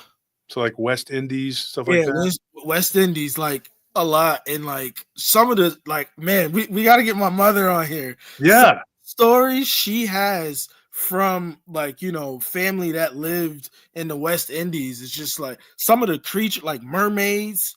Yeah. There's a lot of that over there. Like it's just like, man, like growing up, I would hear my mom speaking to like a relative about certain stuff, and I'd be like, man, like, is that real? Like, because you're always told as a kid, like, oh yeah, this isn't real or that isn't real. But now, what I know now, it's just like, man, like, I don't know, it's a strange world we live in. Dude, sure. I was just funny because I was just reading about the guy that was supposed to put us on. Thomas Jefferson had hired this guy, and he was supposed to put us on the metric system.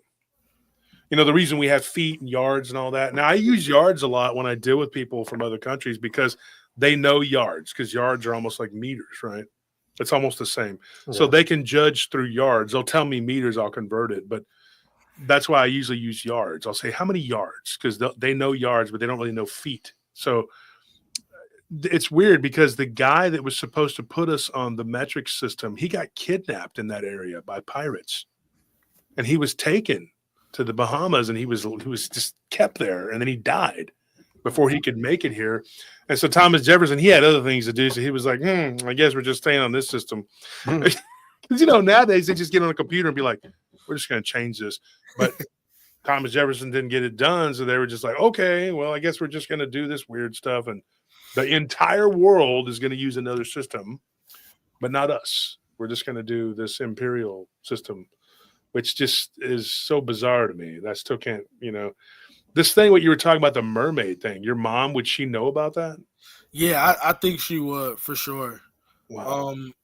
So my family on my mother's side, I think it was from Nigeria to the Bahamas, from the Bahamas to Florida. And they all have stories like in that same, just near the Atlantic Ocean, of mermaids. Like I've heard countless stories of, oh yeah, this person seen like a person that looked like a fish. Countless amount of stories. There's people from the Ivory Coast. I had some people I used to work with from the Ivory Coast, and they were Lebanese. They were Shiite Lebanese, and after the Civil War, they ended up moving from Lebanon, and they migrated during the first war. There were 3 different outbreaks, but one where and it was way back, like before World War II. Their family had left because there was this big falling out. The Islamic Sunnis don't really get along with the Shiites there. They finally have kind of stopped, but it was back and forth. And then you had Maronite Catholics, all these different Christians and stuff. So they ended up living in the Ivory Coast. And so they had people that came to work that were from the Ivory Coast. And one of them was my friend Kusaman. And Kusaman told me, he goes, my grandfather was a shaman over there on the Ivory Coast. And it's the French Ivory Coast. They speak French. I learned a lot of French from them. And he told me some crazy stories. He said that according to their belief, this is creepy, in the Atlantic Ocean, the god of the sea, which people call him Poseidon, Neptune, whatever, has a fortress down within the ocean, right off the coast of Africa, supposedly. And if you make offerings to these myrmidons, whatever they called them, they would take you in these orbs, like bubbles, right? This is what he told me. His dad would do this. He would travel there twice a year because there was some kind of weird festival, and you had to go into the ocean. This is what he said. He told me, Scorpion D, Squid, all of us. We were listening to this one night, and even though I'd been drinking, I remember this. And he said that they take them into the ocean, and they go through the ocean floor, and then there's this underground world. But there's water down there, too. There's like a blue river that goes into another ocean that's separated by miles of earth. And down there is where basically Neptune, Poseidon, whatever, Leviathan, I guess it would be. I don't know. What is it? There's some evil being that lives down there, that holds court down there. And he is the master of the sea. Somebody said Dagon. That could be it, too. but he has this race of beings that do his bidding. And then there's these giant looking mermen too that are down there. And then there's these other like humanoid creatures. And I've heard this since then. I've heard this from other people. And then there's a book that a guy wrote. It was on Amazon. I bought it. It's called like The Sorcerer and the Sea or something like that. So when I asked Kusaman about it, I said, hey, you know, and I read part of that. I didn't finish the book, but I read part of it. And I said, is this kind of matching up with what he was telling me? And Scorpion and D know Kus. I mean, they've known him for years. And his family, they were not originally from the Ivory Coast. They were from Nigeria. Because the Nigerians spread out all over Africa because they were always going to war. The Fulani Muslims and the Christians.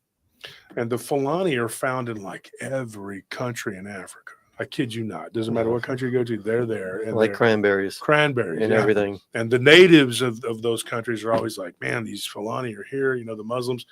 And they're very warlike and aggressive. They fight a lot. Yeah, Scorpion remembers him. He was a cool guy, but he told us about it, you know, and he was like this. He goes, my dad was a very evil man. Like he openly told us this. He goes, he was a very evil man. He's like, and me and my dad didn't get along. And he had scars on him where his dad had cut him and this ritual to take his blood.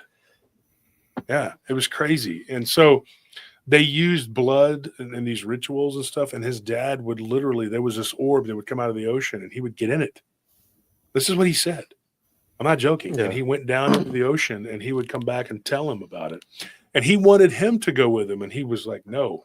And so his mother protected him and he beat his mother half to death one time with a stick, with this staff he had, because she wouldn't let him. So he took one of his other brothers. And when he returned, the brother was not with him.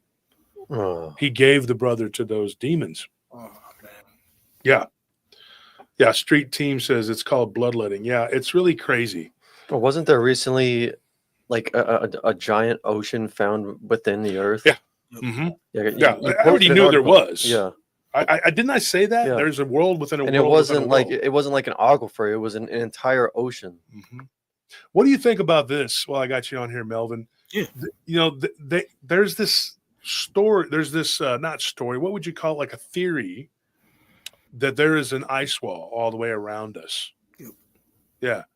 And so you seem like somebody who would believe that because, you know, I've talked to you a little bit, but like it just, to me, that, you know, and then the pond theory, because, you know, Admiral Byrd, when he went into the inner earth, he said he believed that we were just playing with like 20% of the earth. Yeah. And the rest of the 80% we were not privy to. We couldn't get to it.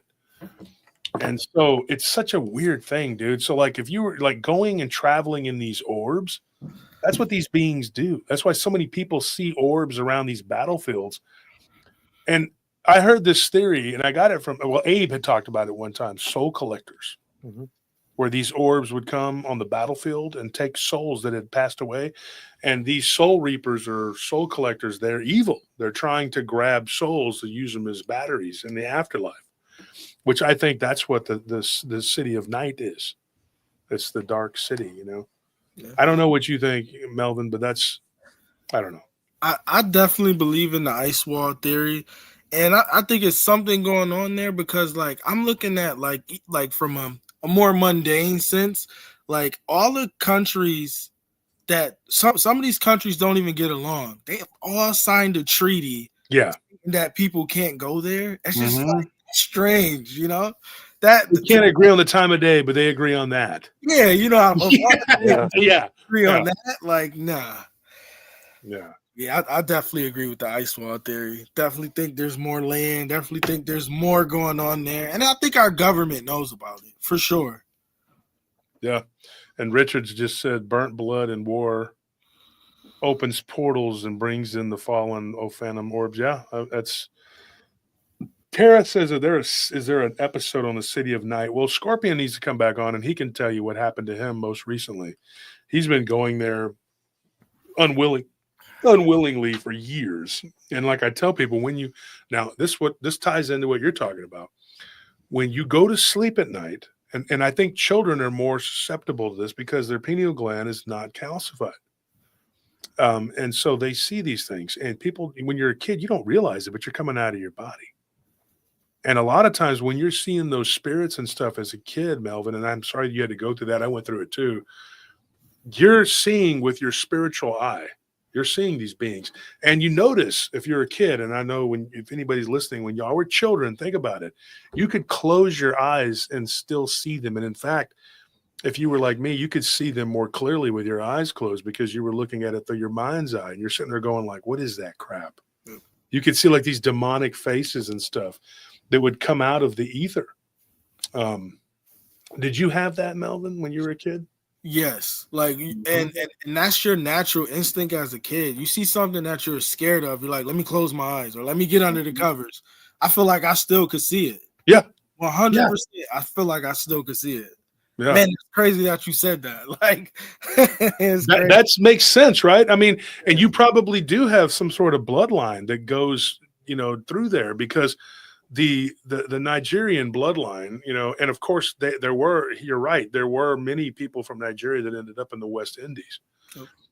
They were taken there, well, because there was a slave trade that went on by the Fulanis, and they started with their neighbors, and then they just went all over Africa, and they would sell them to the Muslim ports, and then the Muslims sold them to Dutch and Portuguese Jewish traders, and then they sold them to the Anglos and to the Spaniards. The Spaniards and the Portuguese brought them to South America. There was a jumping off point where they would sell some of them in the West Indies. That's where they ended up. And then, of course, a lot of them ended up here in all the way from, the 13 colonies because of, the Anglos. The Germans and the French didn't own slaves typically until the French came from Nova Scotia down into Louisiana. And that's what's cool about learning all of this stuff, because then you can get a feel, you can kind of know when somebody's talking about something. I was watching this, well, I wasn't, my wife was watching this, and these people were speaking Franglish. Well, in my culture, we speak Spanglish, we're like, we speak a little bit of Spanish, a little bit of English, and then sometimes you speak full Spanish and then English. You can kind of go back and forth because I'm Hispanic. But when you listen to Franglish, it's funny because they're speaking French and English mixed together. And there was a group of black and white people, and they were all just hanging out. It was in Louisiana. And of course, they were Creole and Cajun. And they were all just kicking it, and they were out there by the swamp, and they were eating crawdads, and they were all speaking Franglish. My wife's like, "What is that?" I said, "That's French. Those people must be Creole and Cajun."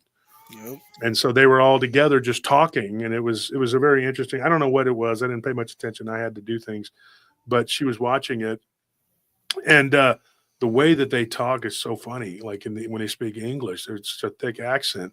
But that is when the Louisiana is really the first time when French, when they settled in that region where they owned slaves, and that was really the only place they did.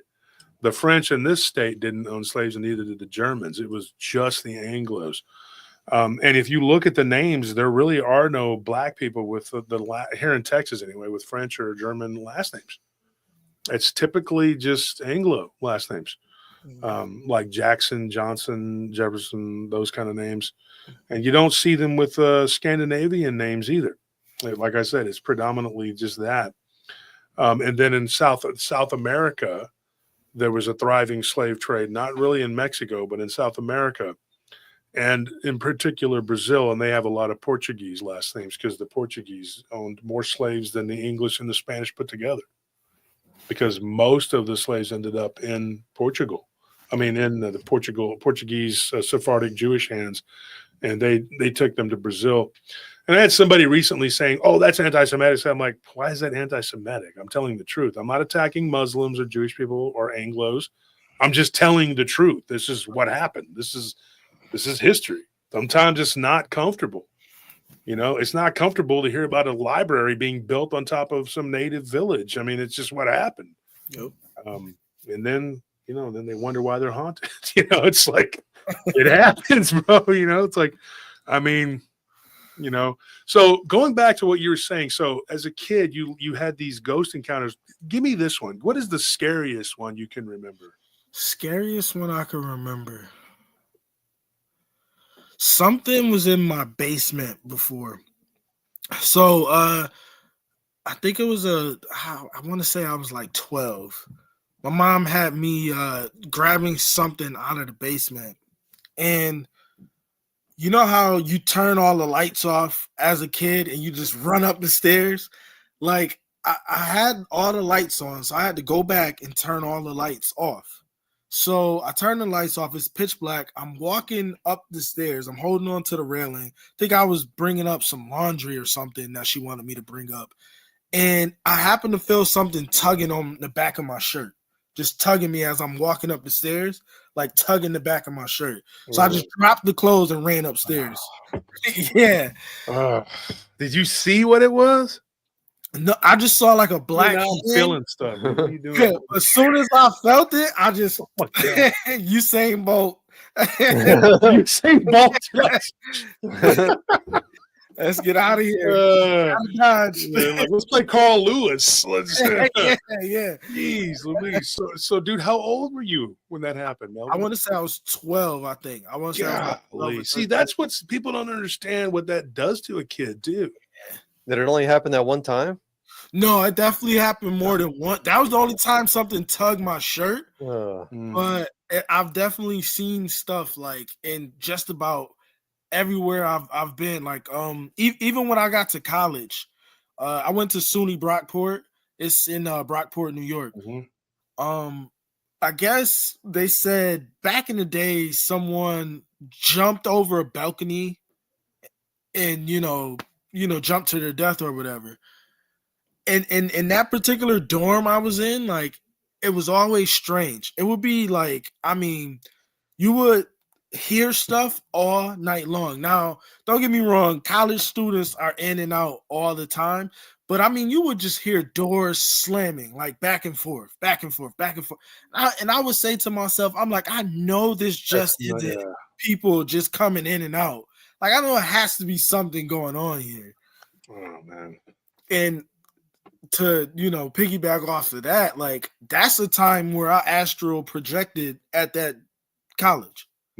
Literally was like, didn't know what it was at the time, never studied it, never knew. I've never done it since, but during that time it just happened. Like, I'm looking at myself and I'm looking at like my roommates. It was so weird and so strange. I don't know how that happened, but how old were you? I was 19. And was that the first time you remembered you're doing it? Yeah. And that's what my mom told me. She was like, if you did that, then you probably did it as a kid. You were doing it as a kid and you were seeing these things. Yeah. Wow, dude. And I bet those spirits too, some of them probably knew that you could see them. Because some of them are in a purgatorial type state and they want to be seen. Mm-hmm. Did they ever try to communicate with you? Yeah, I've had and this is another strange thing. Maybe you can help me with this. I've definitely had like something trying to talk to me. No words were coming out. I just seen the mouth moving. Wow. Male, female? Like how I want to say it was always like male. Yeah, never I don't think I've ever encountered like a female ghost before, but it was definitely like I said, the older guy with the 70s look, and then whatever that was in the basement that time, like, I didn't like even stay to look. I just got out of there. I'm trying to remember. Oh, well, you know what? I did see a woman apparition. I was at the Durand Eastman Park, but anything that ever tried to communicate, it was always like, I would see how you can see someone's mouth moving, like, say if like, how I was just muted not too long ago and I'm talking, but you can't understand what I'm saying. It was always like that. Jeez. How old were you when this thing tried to communicate? I want to say I was a kid. So I want to say I was like a teenager when that happened. Yeah, I want to say I was a teenager. And now talking about it, my mother said my grandfather used to see like apparitions, ghosts, or whatever, and like could like speak to them. She said he would see them all the time. Like, So You're maybe like, yeah, good for him. I don't know. It's like, dude, I don't want to see this. Yeah, maybe Jeez it's something Louise. that passed down. I don't know, but like it's getting to a point now where like I have a 4-year-old. He's starting to tell me, he was like, yeah, I seen something. And I'm like, man, don't tell me this is man. happening again. Like, you know, like hopefully it's his imagination, but I'm That's hoping in the blood, dude. That's your bloodline, dude. If it's just gonna keep going, I mean, nothing you can do about that. it seems like it, man. Is And he a pretty well balanced kid? I mean, you're not gonna sit here and say your kid's not good, but do you think Yeah. he's pretty balanced, or you think it's Oh, kind of yeah. messing with him? yeah, he's pretty sharp because he's always trying to like keep up with his older siblings. So he's the one, he's fearless as well. Like I'm in my basement now. I've seen him come down here by himself at 4, grab a toy, come back upstairs with no problem. Like he's fearless, and that's what scares me because I don't ever want something to think that they can like just bring him somewhere, you know, like Yeah. talk to him, like, hey, come down here, you know, like I definitely worry about that. Oh, I know. Yeah, because something could try to, I don't know, manipulate or try to and take energy from him. Yep. Because that's what they look for. Is that's what really what it is parasitism. And they're looking for an energy source because they don't eat on the other side. They do need energy to continue their consciousness. I had someone, she was a psychic, and she was telling me the other day about this. Well, I say the other day, it was like 2 years ago. When you're old, you don't even, this is like the other day, it was 2012, you know. But somebody was telling me she was a psychic, and I was kind of interviewing her. She didn't really have a whole lot to but she gave me some insight into some cases I was looking at. And she said that she had communicated with a spirit, and it was telling her that on the other side, there is no time, right? Everything is just kind of is, but that this thing would go in and out of consciousness. So when it would become self-aware and conscious, it had to go to an energy source to keep its battery on, basically, the way she described it. She said it's like it's like a computer. Like, you know, you have to, it has to have an energy source or it goes out. You know, the battery will go out. Like if you unplug one of my laptops, I mean, it'll go on for a few hours, and then it's like, well, done, you know, and then you plug it back in and it picks up where it left off. That's kind of what she said that these spirits do. Not all of them. Some of them, you know, because they're experts at continuing to grasp energy. And she said that this thing said that there's energy all around, but there's always some other beings feeding on it. So it creates problems. You know, they have to fight with each other for it. And the best thing to do is to not have to hang around when you pass, which I think would come with being saved, being a Christian, to me, at least being in Christ. And that when you pass, you know, you don't have a heavy karmic debt.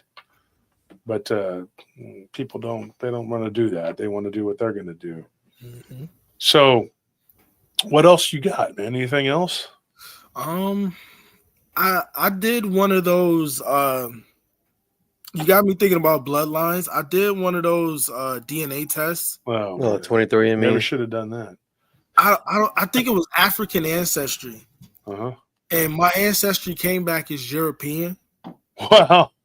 Yeah, like it was crazy. That's something that I'll send you that as well. So you can probably have quite a bit of it European in you. I mean, just because I know there are people, like one of my friends who's half Hispanic, half white, and he looks Hispanic totally, but his brother looks totally white. Like, it's weird, you know, how that works out. Yeah, it was strange, man, because like it said I had like ancestry in Pakistan. I'm trying to remember where else.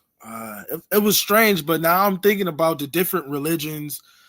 There's no telling what people were doing, you know, like it just, I don't know, maybe it's just blended, and it just comes out how it comes out. Yeah, you know, like it makes me think, now that you say it could be like a bloodline thing, it makes me think, because if my grandfather could see stuff, you know, and I can see stuff, like it's crazy because my wife that I met, like she had a bunch of ghost stories as well, and her family, she's Puerto Rican and black, so her, you know, that bloodline on her side they've seen and dealt with stuff as well. Like especially in Puerto Rico, like they thoroughly believe in the chupacabra. Like they act like it's like a real animal. They like you Oh talking yeah, to her they do. family members, they will literally say, "Oh, there's a a dog running. Oh, there's a chupacabra." Like Chupacabra. It's not a joke like it is over here. They don't. They yeah, made it into a not a joke. joke at Yeah, all. not a myth. Yeah. Yeah. Let me tell you this. I'll tell you guys a story that's kind of. There was a lady that gave me a story. Her name was Teresa, but it was actually her name was pronounced Therese, and it was. She looked like a blonde-haired white girl, and I knew her years ago when I went to school in college. And I met her in college, and she was telling me a crazy story. We used to have a study group, and she said her grandmother was full-blooded Kashmiri. She was an Indian from India, but Kashmir. Now, it used to all be part of the same. Pakistan, Kashmir, India was all part of the same thing. Now Kashmir is to the north of India. It's sort of its own, and it's been disputed territory between Pakistan and India for a long time. But when you look at this girl, Mel, you would not look at her and be like, "Oh, she has an Indian grandparent from India," right? But she literally showed me pictures. Like she showed me some pictures. She's like, "This is my." She brought them to school, and she because back then we didn't just pull the phone out and look. I'm old, but she brought pictures, and we were doing this ancestry thing in class, and so we traced our ancestry a little bit. I did it way deeper later on, but it piqued my interest. And she showed pictures of her grandmother, and her grandmother was Indian from India, like Kashmiri. And I thought that was interesting. But what was more interesting was a couple years later, she ended up dating my friend Brian, who worked with me at the club. And he told me, he says, dude, she's got a spirit or something that's attached itself. Now, even back then, I was cognizant of bloodlines and things like that. And I told her, I said, look, I said, when we were in school together, when we were going to ACC, I told her, I said, didn't you say that you had a grandparent that was Kashmiri? Because get this, one of the spirits that she was seeing was a blue-skinned being. Mm. And I know that Kali and Shiva are represented as blue. So then I told her this. I said, look up Kali, Shiva, look these beings up. And she did.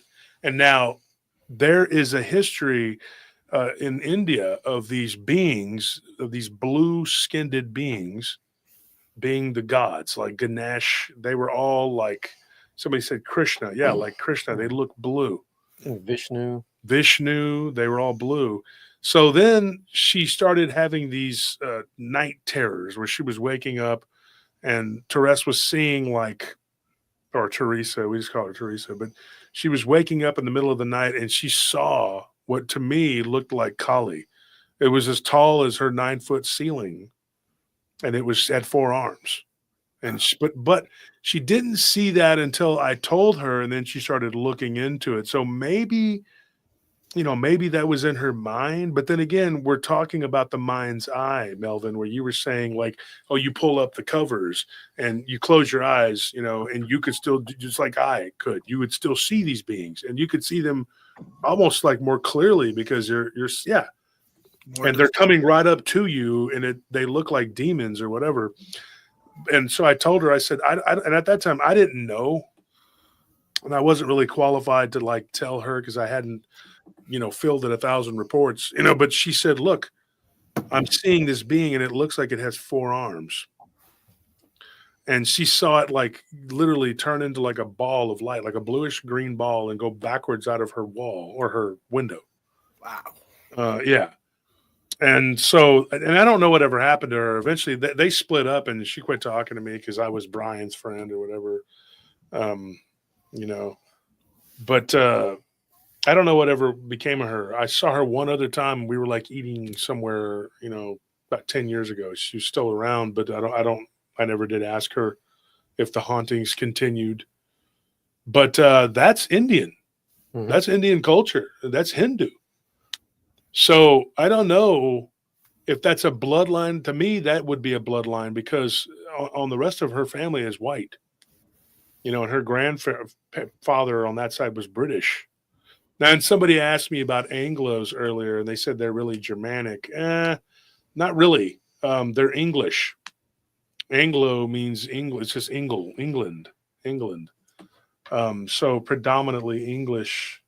You know, there were slave owners of all kinds, but in particular, the English were in control of the colonies, and it was, you know, considered Anglo. But if you look at the English, I'm going to do this real quick.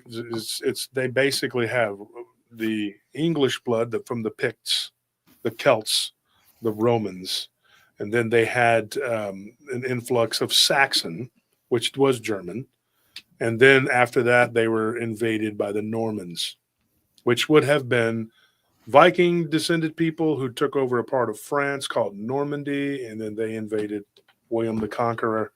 That was the last time England was ever conquered. They were bombed almost into submission by Germany during World War II, but they didn't surrender, and the Americans kind of, I know my English friends don't like to hear this, but you got bailed out.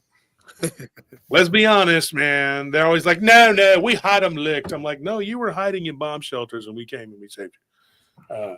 But, you know, everybody needs a little help every now and then. Like the Beatles said, a little help from my friends, and they're satanic, so don't listen to them. I don't know. But, yeah, so somebody says, I'm Norman part. Shade Viking says, I'm Norman part. Are you part Norman, or are you, because I hope you're not Norman from the Bates Motel. That would really be really bad. He's like, my mother's always talking to me. What you and Melvin are saying is triggering her. She's like, Norman, turn it off. Those men are rotten. Oh, man. Yeah. So you had all these crazy things happen to you. Is there anything else you want to talk about before we go? Or do you want to, what do you have? I mean, I would have to like literally like go back because a lot of stuff happened as a kid, you know, like a lot of. How old are you now? I'm 35. 35. Yep.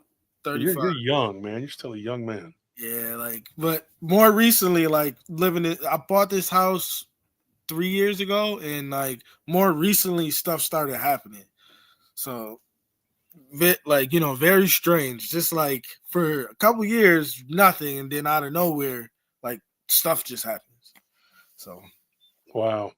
And but you think now it's reaching out to your children? Yeah, I do. That's what I'm nervous about. That's a hard one, dude. You make me nervous thinking about it. Yeah. I remember when Anthony was little, I didn't like him. Nothing else to it. I just didn't like him. Little kid. You don't like little kid. I don't dislike children. What are you talking about? I don't want to be around them all the time. I think that's normal because I want peace, you know? And not everybody, but some people want to be around kids all the time. That's kind of weird, right? I mean, I'm a grown man. I'm 50 years old. That's not my kids. I don't have any business being around them, right? What am I going to do? Hey, kids, let's go hang out. You want some candy? Get in my van. You know, what? That's weird. That's weird. I like being around adults that talk about stuff. With kids, though, you can just, like, if they aggravate too much, just bribe them. Be like, they're not your kids. There you go. Go, you know, here's a pistol. Go outside and shoot things. I'm kidding, folks. Everybody's going to get triggered by that. I'm joking. You don't give children above the age of or below the age of 6 a gun. Everybody knows that. You got to start them out small. Once they're in first grade, then you can give them the 38. That is not correct, folks. You do not do that. I'm probably going to get in trouble. But I don't care. I'm joking. Just give him a Daisy Rider BB gun. No, when Anthony was little, though, no, I'm being on the serious tip. You did say, see, that's back when in the day, back in the gap, we would say on the serious tip. That's how we talk. And y'all about the same age. Y'all like, man, that's goofy as hell. But no, seriously, Anthony, when he was little, he would sleepwalk. Yeah, and he would talk about weird stuff. He'd freak me out, dude. Like I remember one time I was just sitting there, and you came to the table, and you were like, "Mom, I saw him again," and you just ran off. And nobody knew what the hell he was talking about. No, they're playing dominoes, and I'm like, man, what's wrong with this kid, man? He's always seeing demons and stuff. I didn't even realize that I did it until I was over at my grandma's house and I checked her answering machine and like I listened to a voicemail. I left her like at 2:00 in the morning. I was like, I was asleep. What the heck is that? that is you were. I would open the door to the bathroom at my sister's house, and Anthony would be sitting there holding a red Power Ranger doll, like just looking straight ahead, like there was some, like I don't know what he's doing. I'm like, what are you doing? I probably just didn't like you being around. And I would try to move you out of the way, like move, And me and my brother, we'd crash on the couch. She had these two couches and this one old chair, and we'd just go to sleep there, because we'd hang out at whatever, and we'd drink with his dad, whatever. Because it's Easter. That's what you do at Easter. Well, yeah, you drink after you kill a goat. Mm-hmm. Oh man, everybody knows that. You kill a goat and then you dig a hole. Children's birthday parties. You dig a hole in the ground and you put a grate in there with some cinder blocks, and then cook the goat on top of that grate. Oh, what in the hell? Because you can't be bothered to actually use a barbecue pit. Barbarians. Just be a savage. Scare all the kids. See, Melvin, that's because we thought we were gonna that's the vibrant Latino pet culture. the goat or something, but it's 8-year-old's birthday party. No. We're like, oh, goat, and they're like, everybody go inside. I remember when your stepdad tried to do that, and I was like, man, don't do that here. I'm fixing to leave, man. It's a children's birthday party. It was Gabby's birthday. I just left. I said, man, y'all fixing to do that, man. I'm fixing to go home, dude. I'm not doing this. And then look, Scorpion, cabrito. Yeah, you would, wouldn't you? Goat meat sucks, dude. It's terrible. Scorpio, it's garbage Cachino. meat. Gamey. Why would you ever eat a it's goat? Real greasy, man. A lot of manteca, as they say in Spanish. No, but let's just eat a possum. Oh no. That's probably what those people from Louisiana were eating earlier on that show. Like, I'll eat that gator, eat that possum, eat whatever, eat some tree bark. You don't care. It's good. If you make enough seasoning for it, it's good. Good, whatever. I'm going noodling for some co-op. That's good. Yeah, the whole thing where just eating whatever, I'm not into that. Like, I'm not going to eat a pangolin.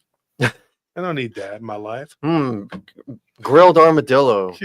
If you eat it rare, you get the chance of getting leprosy. Yeah.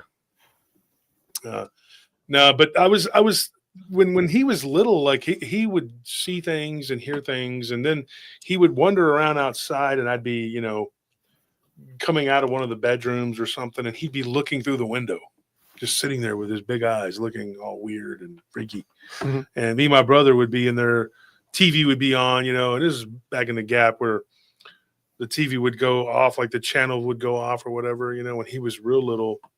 And he would be barely old enough to walk and talk, and he would walk in there and just stand there by the TV with that noise going, and you're like, "What is this kid? What's wrong with this kid?" Like I really thought you would grow up to be like a serial killer. Thank goodness you panned out, because you're actually a very good person. You have a very good heart. But I told my sister, I told his mom, I said, "Man, he's gonna be like." Yeah, I don't know. I mean, in hindsight, I think maybe there was actually something on me as a kid. There was, because I remember watching a video of my 5th birthday party, and I was just like, dude, what the hell was wrong with me as a kid? And not even joking, I thought that there was it's like I didn't even recognize that person. I don't know how to describe it. When you were a child, Melvin, were you described as I know precocious is a lot of children, but did adults ever describe you as being kind of odd, or because they did me? A little bit. I remember around 7 or 8, I was always played by myself. I never really if it was at a playground or something like that, I would find something to where I can just go play by myself. I got out of that eventually, but they would always say, why don't you want to go play with other people? Or why are you always playing by yourself? I'm kind of wondering now if I was playing by myself, Yeah. Do you think maybe when you were playing by yourself, maybe you had an imaginary friend and that was more like it was real? I definitely think so. For sure. Because, I was at my cousin's house the other day, at Emily and Daniel's, and their son he has this little stove thing that he pretends to cook or whatever. Mm-hmm. And he was talking away to somebody, and he was handing them things. And it was weird. He was interacting completely with somebody. And I asked him, I was like, who are you talking to? Who are you, And he's like, my friend. And I'm like, oh, that old creepy farmhouse they live in too. I'm like, all right, you know what? I'm good. I just went back.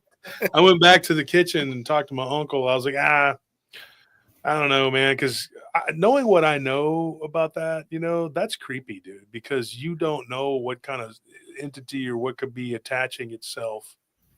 I've seen some videos, man. I don't know if y'all believe this, but they will show like stuff peeking around the corners and stuff like that of these videos where there's children and the parents are like really, I don't want to freak you out, Melvin, but like the parents are worried because the kids are really acting funky and they're interacting with something.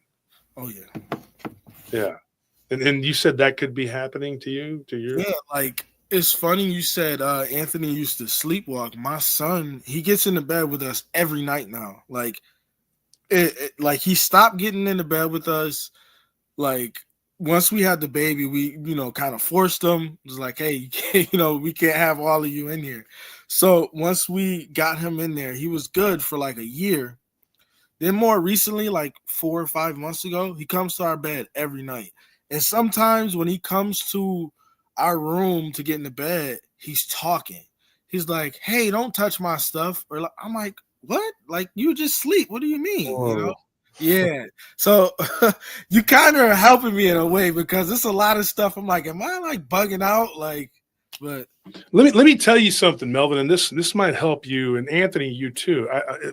Now this is kind of a science thing here. I love science too. It's one of my little hobbies. But you have a left brain and a right brain, and the left brain is kind of like the regulatory thing. Like it's the one that's always on at attention. It's the one that's always alert, and it's like I'm going to make sure that nothing funky happens. And the right brain is just kind of like, yeah, I'm just here, man. It's whatever comes, I'm just going to go with it. And people that are more right brain, they don't really think things through typically. And they do tend to have like, okay, they get addicted more easily to things, no matter what it is, whether it's cigarette, nicotine, caffeine, alcohol, drugs, sex, whatever. They're more promiscuous. People that are more right brain tend to be more open about it. They're kind of artsy people. And there's nothing wrong with that. But the left brain is kind of like, it's almost like it's on autopilot for those people. We were talking about hypnotism the other night, me and you and Nelly, remember? Well, when you're hypnotized, what they do is they try to shut down the left brain so that they can make a suggestion, like act like a duck, quack like a duck, whatever. And you'll go along with it because that right brain is accepting whatever comes along. Right. And so what I think happens, like somebody just made a post here, and this is why I love this channel and my channel. I love the channel, but I love the people on my channel. They made a post here. Let me look if I can find it. It wasn't too far up. She's talking about making a text to her mom. I just looked over and I read that and it made me think of that because this could offer some. There it is. Danita Whitson. She's been a listener for a long time. She says, I text my mom a lot in my sleep about 3 coherent words. Rest were just letters, numbers, symbols, extreme exhaustion from work. I've had that. 2.5 to 3 hours sleep max between 2 jobs. I've worked 3 jobs before. In fact, my Jamaican friend, he said that I was like a Jamaican. He's like, and it's funny because he used to date a Korean lady, and this is not trying to stereotype, but they worked like crazy. And his Korean girlfriend was like, she's like, you're the only American I know works like us. I'm like, work all the time because that's just how I'm so terrified of failing. It was instilled in me. I don't want to lose. So. But because you could, I've slept in my car. I was homeless once. I don't want to end up like that. So I'm never going to let myself be like that. So I'd rather work my butt off. But what happens is you get extremely exhausted and that part of the brain it can't stay on guard. So it kind of goes out, and then the other side will take over. And what ends up happening, Anthony, Mel, audience, you start to kind of be in that dreamlike state, even though you're awake, and it can happen from drinking booze. It can happen from smoking crack. I don't do that much anymore, but I'm joking. It's like, what are really bad for you is heroin. Yeah. I don't want to do that again, but no, it's that doing drugs or drinking or whatever, but being really, really tired is the biggest problem. And then you're kind of in this dreamlike state. And I have been there, and I've been there to the point where I was cognizant of it. And I was like, oh, this is really interesting. So I kind of like rode the wave. I wasn't inebriated or anything at all, just exhaustedly tired. And I slept for like an hour or two, and I woke up, and I was just in this state of like zombified. I'm sure it wasn't very healthy, but I observed myself, because you do have like this master switch that will take over and watch everything and break it down. But you have to kind of get in touch with that. And with that, it'll kind of like guide you. And so I watched myself doing this, being just not even really understanding what was on TV and not able to comprehend what they were saying. And it was fascinating to me. It was really fascinating. And somebody said, or if you're very sick, yes, I've observed myself during fever dreams too. It's a weird thing. And now what I'm saying though, as a child, you kind of drift over into that right brain quite a bit. And that, I think, is where you're able to see the dream world is real. And through that meditative, that binaural beats, you can actually go. Now, I'm not going to recommend anything because not everybody can handle it. You can end up with an extreme condition like anxiety disorder. But if you can handle it, you can connect those two hemispheres of the brain, which typically stay separate, and you can literally control your world. And I'm going to tell you this, folks, you can come out of this reality. I'm not joking. I've done it. I know the nature of reality. I really do, because I've done it. I've come out of this nature, the nature of this reality. Now, I've done it naturally, but some people need help. Now, don't go looking to magic and all these other things, because that is a knockoff version of what you can do yourself.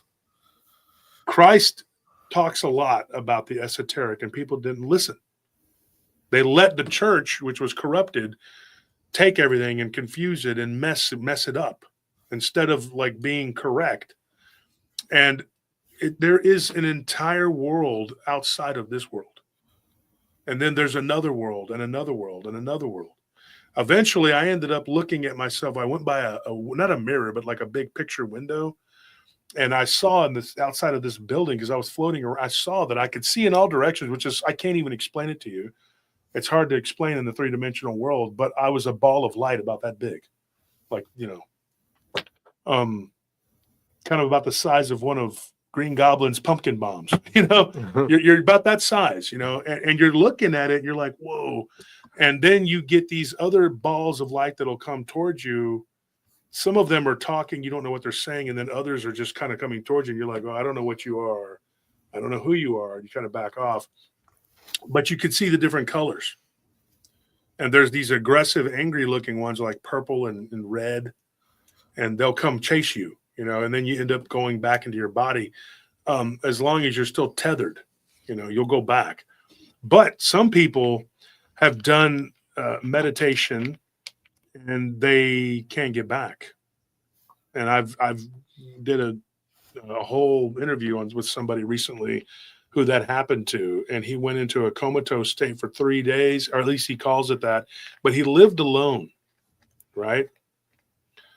And if you live alone and nobody checks on you and you're out of your body roaming around, like, what in the hell, dude? Like, I mean, he breathed and whatever, but he didn't have food or water for 3 days. So he came back extremely tired, hungry, and thirsty, but he brought something back with him. And that's a whole nother show. But I think you probably did a lot of traveling, Melvin. I think so. And you probably were all over the astral plane, my friend. But for sure. Mm-hmm. So it was a pleasure having you come on. I enjoyed talking with you. I'm sorry that I got you your stories. I had them mixed up with someone else's. I got to figure out who this person is from New Mexico that gave me this information, because I was reading it and I was like, because I know Melvin, you've been a listener to the show for a long time. But I thought it was you. So maybe it's a different Melvin because I got their stuff right here, and I'm like, that's not you. So no biggie. We just, shifted gears, man. Because if you're, there's always something to talk about. I don't understand some of these people that they have a show or whatever, and they're like, well, I don't know what I'm gonna do. Oh, my guest canceled on me. I don't know. Talk about stuff. There's a million things to talk about out there. For sure. And I could pretty much talk about anything. But enjoyed having you on, Mel. And look, keep me updated. Don't be a stranger, man. And if we do one of these impromptu shows and you got something or whatever where you jump on, just say on there, hey, I want to jump on, or message me, got my information, and come on and talk. Will do. Thanks a lot, man. You helped me understand some stuff. That's for sure. Yeah. Hopefully gave you some things to think about. Oh, for sure. You definitely. Yeah. And if things take a turn for the worst, I know a couple of exorcists. He's just like, man, why you gotta leave me with that? Fingers crossed, bro. There you go. Hey, it's all good, bro. You're gonna be fine. You're gonna be fine. We're gonna pray, and everything's gonna be fine. You pray, right? You're in Christ. Yep. That's it. That's all you got. That's all you need, man. That's what you need. And just like Abe C says, the love foundation. Hang on to that love foundation, and you'll be fine. So I'm gonna run because unfortunately I got to work tonight. What a bummer. Right. I wish I could just be a crackhead. Wouldn't that be great? You could just, but then you just wandering around looking for drugs all the time. Like, hey, man, I need a jumbo, man. Come on, man. Why are you doing this to me, man? It'd be a lot less stressful though, because if you're a crackhead, you only care about one thing. Crack. Yeah, that's it. It's like Dave Chappelle. No bills. It's great. Yeah. No bills, anxiety, deadlines, nothing. You remember when he was no in jail? Meetings. When he was Tyrone, he was in jail. He's talking about it's called crack, and it's great. Yeah. He goes, it's just made with cocaine, and I think I tasted cinnamon and nutmeg. Yeah. It's like, holy shit. Oh, man. I would make a joke about it. Somebody's going to be out there like, I was addicted to crack, and you made a joke out of it. What are you supposed to do? My cousin's a crackhead, asshole. And one time I was addicted to pizza, and I ballooned. You got to get off the pizza. I'm still addicted to pizza. Get off the crack. It's whatever, man. Some people are addicted to marijuana, and they said, I'm not addicted to marijuana. You can't be addicted. I said, yes, you can. You can be addicted to anything. Oh, God. You can be addicted to playing video games. We're going to have someone write us a paragraph about marijuana now. 51 years old, living with his mother at his mom's house, and he plays video games all the time. Mm-hmm. Tried playing it for a living, and then he fought with all the kids on there. And I said, man, if you're going to be addicted to something, make some money off of it. Like, seriously, man, but whatever. So, Melvin, it was great having you on, dude. And Creepy Place, once years ago, the researcher and great author, the late Linda Godfrey, she told me and Anthony and Tony in an interview, she said, if you want to research this stuff, start in your own backyard. And you have an area right there, my friend. You can find some stuff. Now, be really careful, though. Don't just go wandering into these places and, whatever. But you definitely could find some creepy stuff out there, especially with your ability to kind of see it. You're like me. So yeah, sure. Yeah. But thanks for coming on. I appreciate having you on, man. Thanks a lot. Yeah, get some more of your stuff together and come back. We definitely want to have you back. Yeah. I'll talk to my mom as well because get her. She has some stuff like Ouija board stuff. My gosh. Yeah, she has some stuff. Yeah.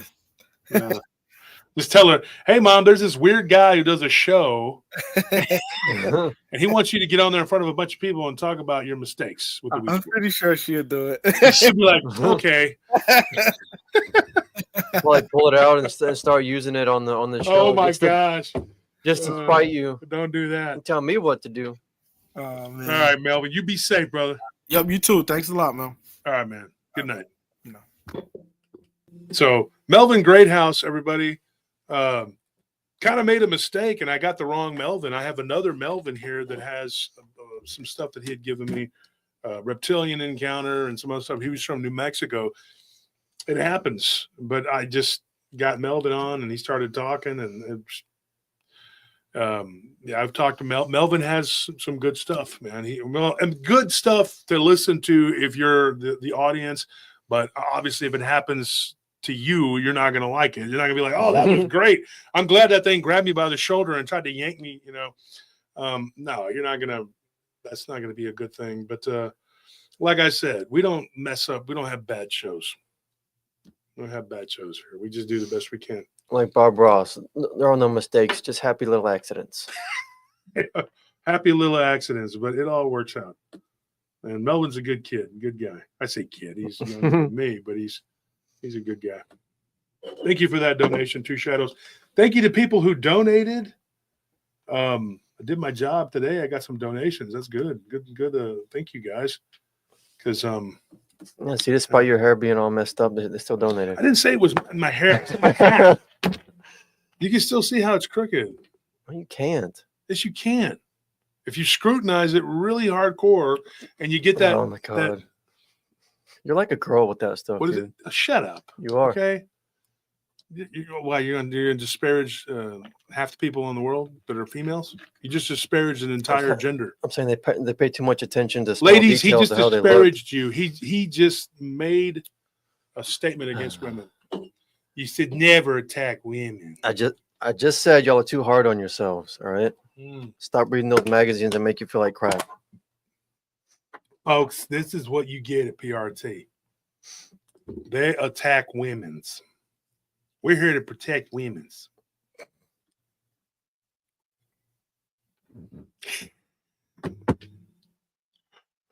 I personally don't attack women, but apparently my nephew has got some problems, man. Got some issues, dude.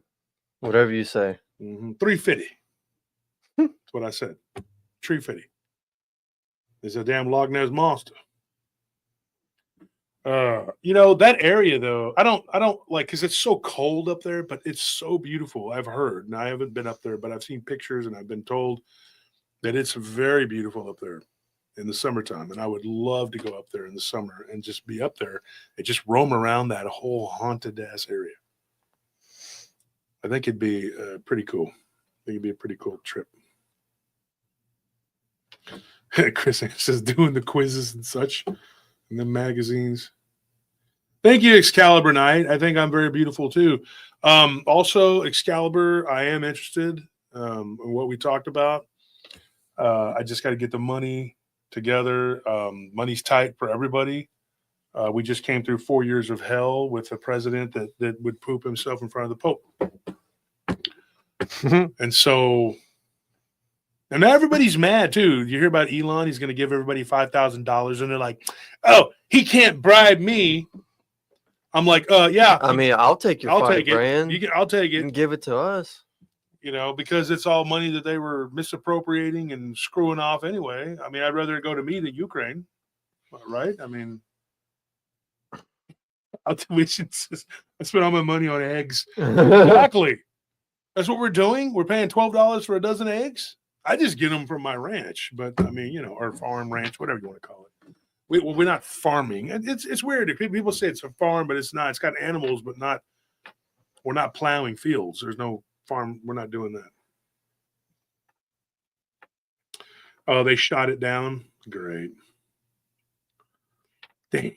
I was looking forward to that. I was going to buy a 4-wheeler. Isn't that freaking old man? What's his name? Mitch McConnell. Is he still a speaker? Isn't it Mitch? No, it was because he came after Pelosi, right? Yeah, it looks like he's terrified. Well, he's got those eyes where he's always like, yeah. His eyes are being held open like Clockwork Orange. Yeah.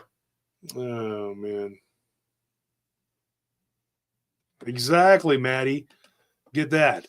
We're not in the business of handing out money unless you're an illegal immigrant or a foreign country. And it was a dumbass Republican. Well, Mitch needs to hurry up and retire. Yeah, that extra money has to pay our debt down. That's never going to happen. The way to get out of debt, and I'm being very serious about this, folks, and I like it. Economy is a little bit of a sideline for me too. I love to read about these things. We didn't have an income tax, folks, at one time. It was tariffs. We are one of the biggest importers in the entire world. Our consumerism is insatiable. you think I'm joking, look it up.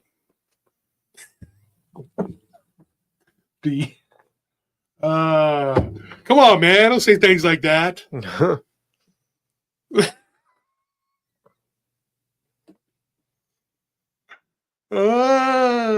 Shoot. Weekend at Mitch's. Come on, man. Oh, man. So we didn't. We had tariffs, and it worked out. And then the Civil War came, and it, make no mistake, if you really dig deep into it, it was the federal government flexing. Do you know why they killed Lincoln? Take a guess. Does anybody in the audience want to take a stab at why they killed Lincoln? And you know that Booth was a Mason? Mm-mm. Yep. Red House. Let me say something. Because after the war, Lincoln was going to put everything back the way it was. He wasn't going to lay down on the South. He was just going to end slavery and make it no longer be an issue. The federal government was going to have the ultimate say because he looked at it like, hey, we can't have a country. And I'm not a Lincoln fan. There was a lot of policies I didn't like about him, other than him ending slavery, which had to happen. I mean, come on, dude. You can't enslave other humans. That's just, I don't even like seeing animals being enslaved in circuses or being put in cages in any way. You know, I mean, it's sad. But you kind of have to have enclosures for them because they're animals, you know. But our animals, we let them out quite a bit. Like if the ones that have to be enclosed, you know, we don't leave them in there. We take them out every day. Like our ferret, you know, she gets out, she hangs out with us. She was here day before yesterday. Keep waking up and she's getting under the door and going into our bedroom.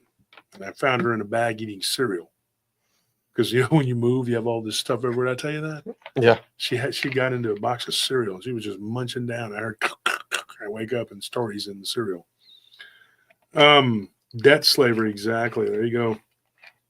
So they had to get rid of Lincoln and install like a warmonger or hate monger or somebody, which is why they put that idiot, Grant, in there. He was a drunk. He was a puppet. He was useless. So Lincoln had said that he wanted to put things back the way they were. And they're like, no, we like it not like this. So he's like, we broke it. We need to fix it. Nope. We're going to punish the South, which meant we're going to rape the South. And we're going to take all the resources and we're going to push it, you know, and we're going to build a bunch of bases. And then we're going to just, you know, take what's not ours. Carpetbaggery. Everything ran amok. I think that if Lincoln would have lived, he wasn't going to allow all that. He didn't want to do that. That wasn't his goal. But he wanted the Union to stay together. Because, you know, and honestly, there would be two separate countries right now. And so they had to kill him. And of course, they did. And then they killed Booth, and then they don't have to worry about it because the same thing happened when they killed Kennedy. The guy that supposedly shot him, right? They, you know, Ruby went in and killed him. Ruby was dying of cancer. He didn't care. He was a Jewish business owner or whatever that killed him. His real name wasn't Ruby. It was like something Reuben or something like that. Well, Bad Pup, nobody's a savior, and he's not Apollyon. And I'm sorry that you buy into all the left's bullshit. Sorry. Nobody's perfect, okay? But if you honestly can sit here and be upset with what's going on, then get your head examined, because I don't know what to tell you. Because they're finding corruption out the wazoo. It's been like that for a long time. Rubenstein, there you go. Yeah. So truth violates community guidelines. Exactly. So I'm not going to kick you out, Bad Pup. You have your opinion. You're entitled to it. But if you could find a better solution, you think Kamala was the better solution? Please. The nightmare would have continued and the corruption would have continued and we would have had the most unhealthy people on this planet. It's unbelievable what was going on and what would have continued to go on, marching us to communism. The corruption was unreal. I mean, I can't wrap my mind around with these people. He's not perfect. He's not even like, if I had a choice, it wouldn't be him. But I don't have a choice in this. It was not, we can't say who's going to be nominated, whatever. But I'm not displeased with what they're doing. This is what needs to happen. Mm-hmm. And there are people who are fighting about it, against it, and you're like, what are you doing? You're defending your oppressors. You're absolutely defending your oppressors. It's unbelievable. I cannot believe that people would fight that. Okay. And I'm not everybody's favorite person or favorite cup. I'm not your cup of tea, whatever. But let me tell you something. If you've watched this show over and over and over again and you haven't learned anything, then you have a severe learning disability. Or you have an aversion to the truth. Because there's no way you're going to watch this show and not learn something. I mean, we talk about history, science, the economy. I mean, it's all,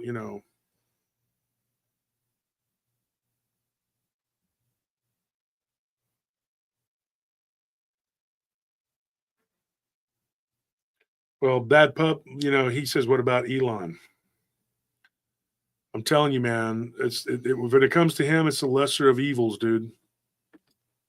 Because we were being marched into communism, and I'm not a Republican. I've never been a Republican, never in my life. Never have I been. I can't stand Bush. I can't stand the Bush family. My daddy, son, none of them. They're not my cup of tea. I think he said yesterday that they're going to be going into Fort Knox and seeing if the gold's there. It's not. Yeah, he straight up said yesterday, like, I don't think the gold's there, but we're going to go in there. That they wouldn't let anybody in, but we're going in. And he was like, talking to the governors, and he was like, anyone here who wants to go with me, you can go with me. Yeah. Red Lodge, Blue Lodge. It's all bad. Dick Richards. Yeah. What's his name was blue going into red, I believe. That was the same thing with what's his name, Oswald. Do you not think that it's symbolic? When they killed Lincoln, he killed him in the theater, and then he went and hid in a what was it? He hid in a I forgot where he hid. He hid in a warehouse or something. It was a warehouse, and then when they killed Kennedy, he killed him from a warehouse, and then he went and he hid in a theater, right? So it was like the opposite. Look into the synchronicities. I'm not going to get into it all here. It's old hat, but Lincoln and Kennedy had all these synchronicities, and they make it that way. These people that are in charge of this illusion, this agreed upon illusion, let me tell you something, folks. Do you know what they do? You need to do your research. You need to do your homework. You got to look into this, man. Let me tell you. Because what these people do is symbolic. Everything is symbolic. And they really believe, because they're taught by their satanic, demonic overlords, that they can circumvent the rules. What I mean by the rules is the spiritual laws that are in place.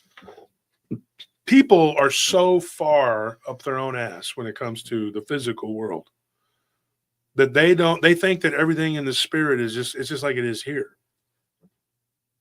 But what is happening here, and as above is as below is above, yes, and as the spirit follows the flesh, yes. But we're not being shown the real reality.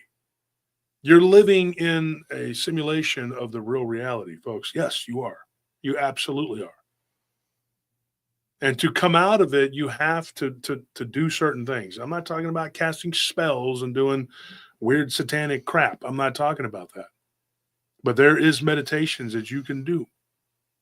There are things that you can do to make it to where you are not bound by the structure, the strictures, whatever you want to call it, of this reality. You can find the real reality. It's right there. I've done it many times. I've been there many times. And you will learn. Yeah. And so all of this symbolism and all of this things that they do, yeah, they think that they're showing you, so it gives them a free hand to do the nightmare crap that they do.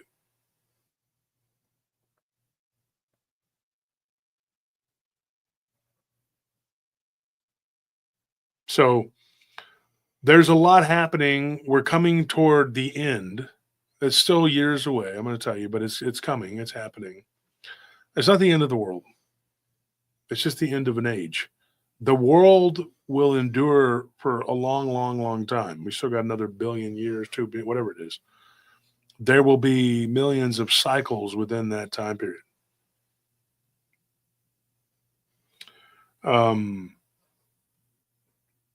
Like I think it's like so if you divided 4,320,000, if you divided a billion by 4,320,000, 2 billion, I'm sorry. And then that's how many cycles there'll be.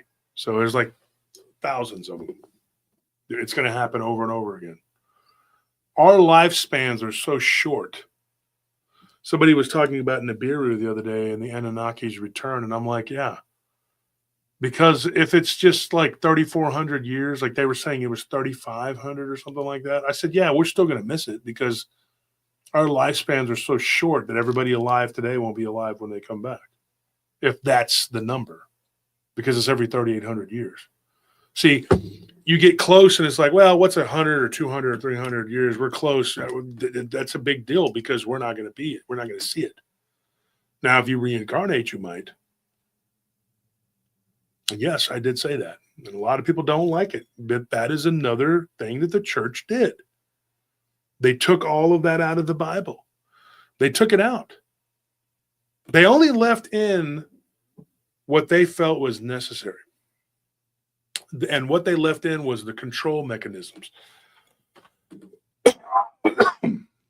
They wanted to keep control.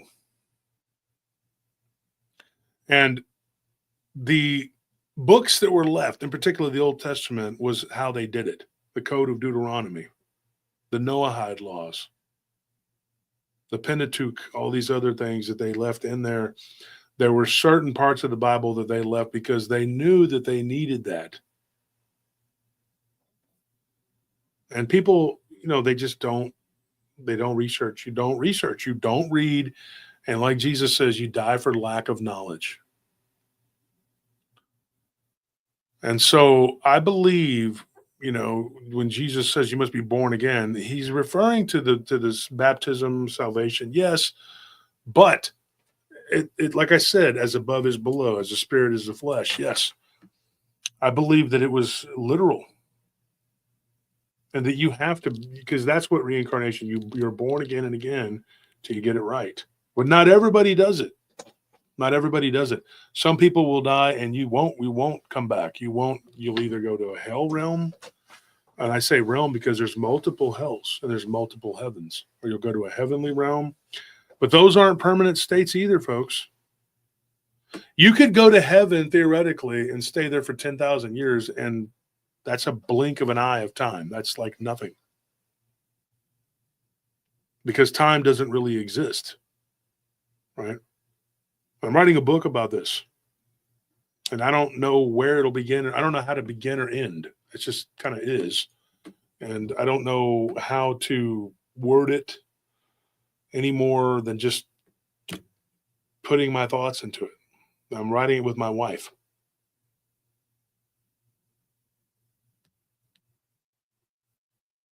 Yeah, that's a very good point, Abracadabra. Everything on earth reflects God all the way from a freaking banana DNA. That's why. And I tell people this too. It doesn't really matter who created us. They're always like, there's this big debate and war about who created us in Genesis. Was it really God, or was it, another being, the demiurge, or the true God, sent Christ to pull us away, whatever.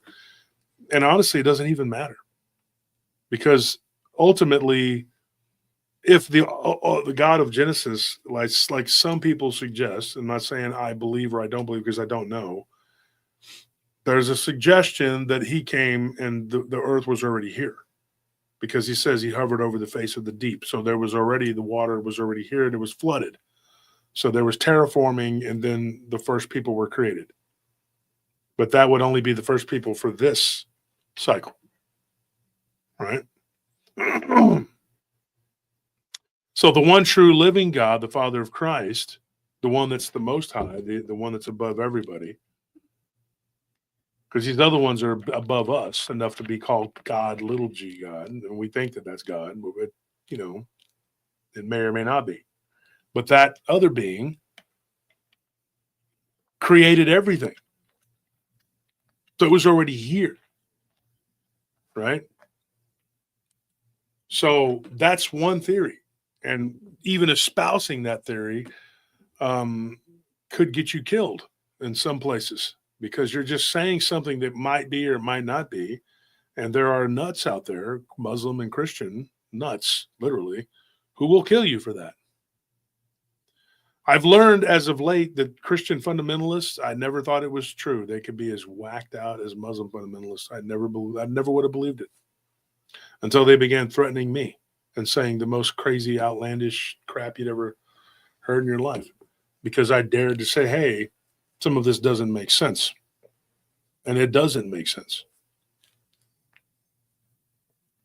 Because an all-powerful, omnipotent God, why would he need us? Why does he need us? I mean, I don't believe that God is like a human. They're always like, we're made in his image. The one true, living, most powerful God, why would he make something that looked like him? Because if he made a human, then he was a human-based being. And humans can't be omnipotent and all-powerful. There's no way. You can't. He would be in a spirit. Now, why would I become a spirit that looks like a ball of light? And that's our true form right there. Do you see what I'm saying? God's not going to look like you and me. Why would we turn into a ball of light? You think it's a trick? Everything's a trick or a test? No, dude.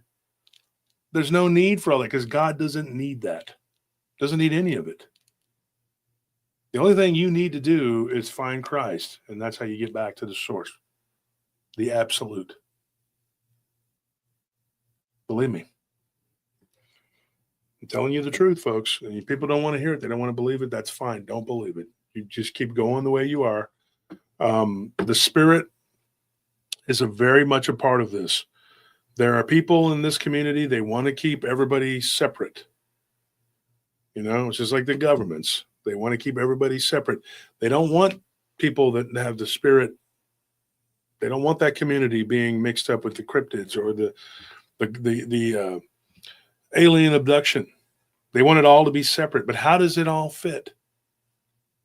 We know that alien abduction is happening. We know that it's happening. We know that ghosts exist.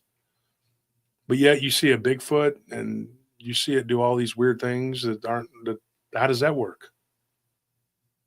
Well, what we did with the conferences is bring everybody together, and we talked about it, and we were making inroads into these communities. But you have in these communities some dumb ass, really low IQ. They're really stupid people. They really are.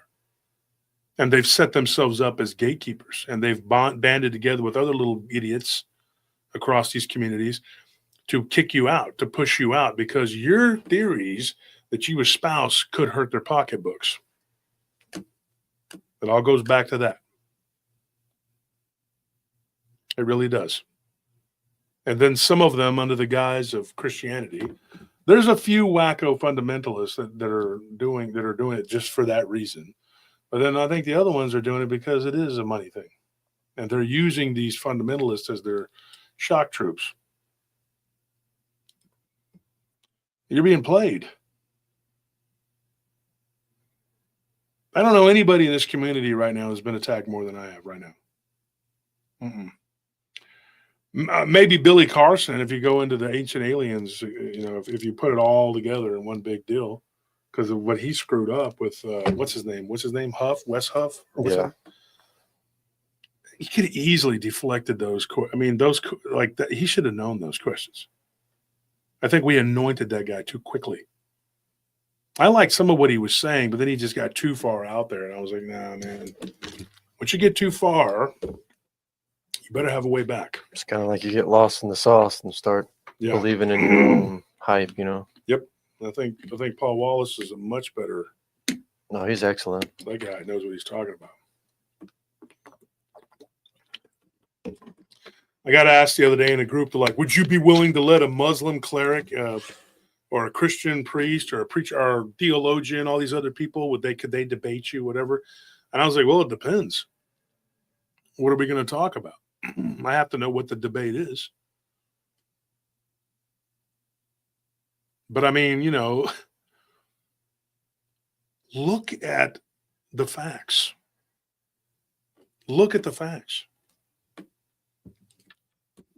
I mean, you have ancient civilizations that's coming to light every day that have been around. Now they're saying, look up the buttermilk. Is it a cave? I just saw it in passing. I read it. I don't know what the keywords would be to type in. It was here in Texas. I got to tell you this, folks, before I run.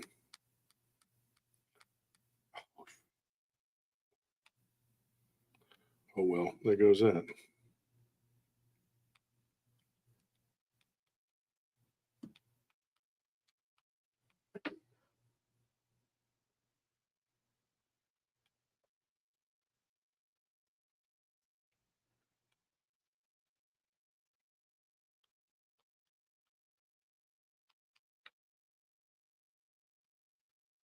Give me 1 second. Here it is in Salado. The Buttermilk Creek Archaeological Site located in Salado, Texas, along the Buttermilk Creek floodplain. The site is also known as the Deborah L. Friedkin Site. It's 40 miles northwest of Austin. Right? That's just right up here.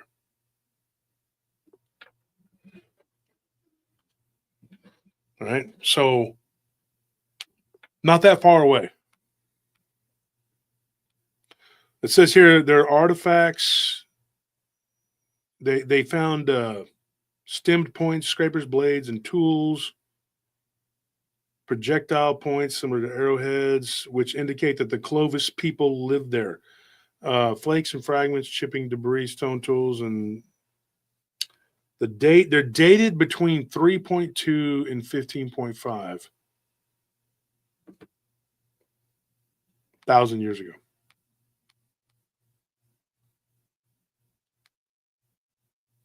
Can you believe that? So that beats what is the one in Turkey? Not the Göbekli Tepe. That one's not, that's young. That's like 11,000 years, right? And there's another one that I read about. It was just in passing too, and I didn't have a lot of time to check it out, but it was 24,000 years. Jeez. So Graham Hancock's saying 28,000 years, and they jumped all over him, and it's like, oh. So even if he's wrong, he's only 4,000 years off, and that's a blink of an eye. So yeah. So we have a civilization that we know existed 13.2 to 15.5 thousand years. That's antediluvian. That's pre-flood. Folks, use your head, okay? Well, 27,000, but it was 27,000 something, you know. But the point is this. You have these sites that are cropping up everywhere, and people are still acting like this isn't happening, that you can trust science. Bible theology is something that needs to be, there's all this overhaul in the government. That needs to be overhauled too. People teaching from a 401c for their 401c so that they can get a tax break, because if they say certain things, they won't get it. You think I'm joking? There is so much that needs to be looked at. And I'm not really saying, I'm not reinventing the wheel. I'm not saying too much that hasn't already been said. But the difference is that here at PRT, we have people's encounters that we talk about, and then we go into history and we talk about history. We talk about science. We talk about conspiracy. We do everything. This is a one-stop shop, and this is not a money-making venture. If you've noticed, we don't roll in the dough here. Because when I got into this, and they've tried to buy me 3 or 4 times since I've been in this field, I mean, with bigger money. Now we got another one that came out, something about, oh, let them use your content. They'll give you $119,000 or some crap. I'm like, for what? So they can chop it up into little pieces and turn it into some garbage and whatever. No. I'm not going to do that. I'm not going to let them take what we built and turn it into some crap.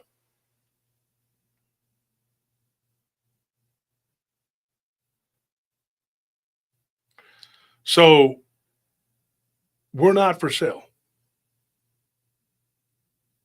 And if you allow them to do that, then you're taking away, like, I'll put it to you this way. If I went, I haven't done this in a long time, but say I went and bought a lottery ticket and I won the lottery tomorrow.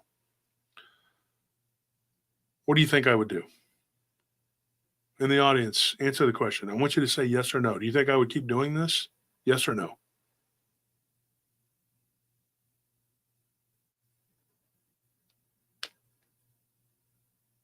Anybody want to answer that in the audience? What do you think? Yes or no? Lisa Foy says no. She said no. Most people, other than Lisa, says yes. What I said under fire was like, if I were to win the lottery, if I just had $1 billion, you think I would do? You know what I would do? I would make this show humongous, and I would put a bunch of money into it. And all we would do is look for the answers. I could easily just stop being attacked and go and hibernate somewhere. There's a million places around the planet that I would love to just go and be. Just go be there. Beautiful places. Beautiful places by the beach, by the mountains, by the forest.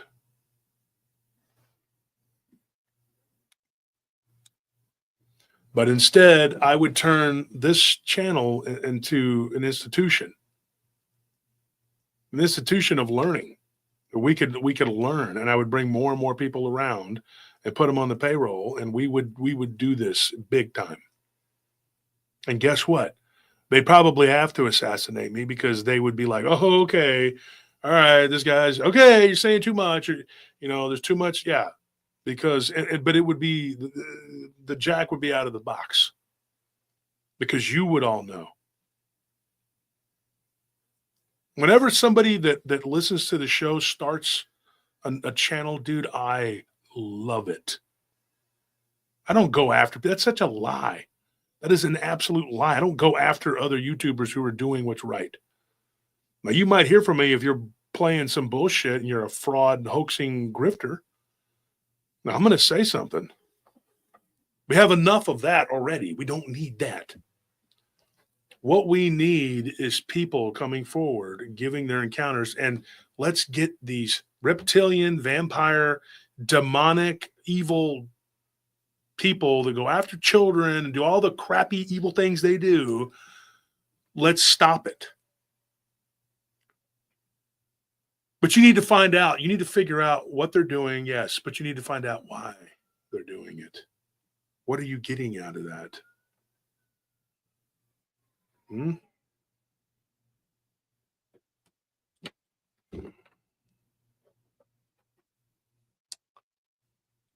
We'd buy a channel, Anthony. That's what we do.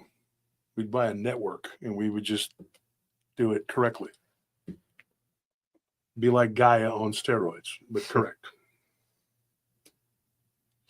We could do that now if we weren't working all the damn time. Like today, we worked up until the time we got into the parking lot. Folks, you have no idea.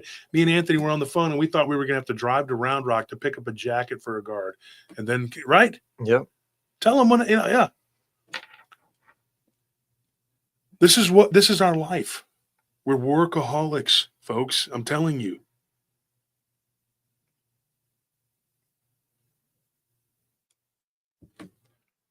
And I'm afraid that I'm probably going to live my life and not be able to do what I love. I have to achieve my goals for my family and my friends. And I know what makes me sad and what keeps me up is that I know I won't ever be able to rest.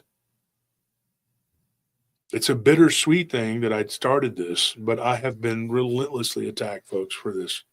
Relentlessly. They go on Reddit. It's 24/7 with these people. It never ends. And I don't care. I mean, but what hurts my soul is that I want to reach people, and all I wanted to do was bring us together. But you had these factions that were dug in, and they're like germs, and they're like, nope, we're not letting you do that. Make up reasons to attack this guy. Let's do it. Let's whatever we can find to destroy this man and his family. Because the truth is something that they're not interested in. Because it'll hurt their pocketbooks.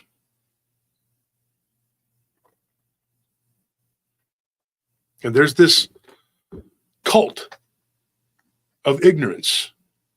And I'm not joking. When I say the cult of ignorance, they are a freaking cult. They are down with ignorance, and they are invested in it, and they are dug in like bedbugs, like lice. And they're all over the place in a group. And all I said to this person, I said, hey, if you want to tell me your story or your encounter, she had Dogman stories, and she couldn't, it was very esoteric. She couldn't figure out what was going on. I know what's going on. I mean, like, look, send me your encounter. Let's talk. I can not maybe help you figure it out, but you got a better shot with me than you do with a lot of people. I'm being honest, and I'm honest. That's the thing. And one of these little turds in there throws me and bans me and says that I'm whatever the hell. I'm bullying, harassing people in there. What are you talking about? You did it because it was me. That's why you did it. And the only solace that you have is that Christ says, hey, they hated me first. You got to look at humanity. You can't have much faith in people. If they'll kill the Son of God, the Savior of the world, the universe even, what do you think they're going to do to you? These same people in this cult of ignorance have made it the cult of death, because that's the final step. They have killed every single prophet. They have killed every single person who has come to us and tried to give. Everybody who has ever tried to give gets killed. Did you know that? Take a look at it. The best of us. The best of us. And I'm not even putting myself in that category. There's better people than me. But the best of us always get killed. Always. Listen, look, we were talking about the 300, right? But Thermopylae. Leonidas. He was the best ruler in that region. He took his men and they murdered him. They killed him. But he did what was right. And his actions, the delaying battle that he fought, saved Greece.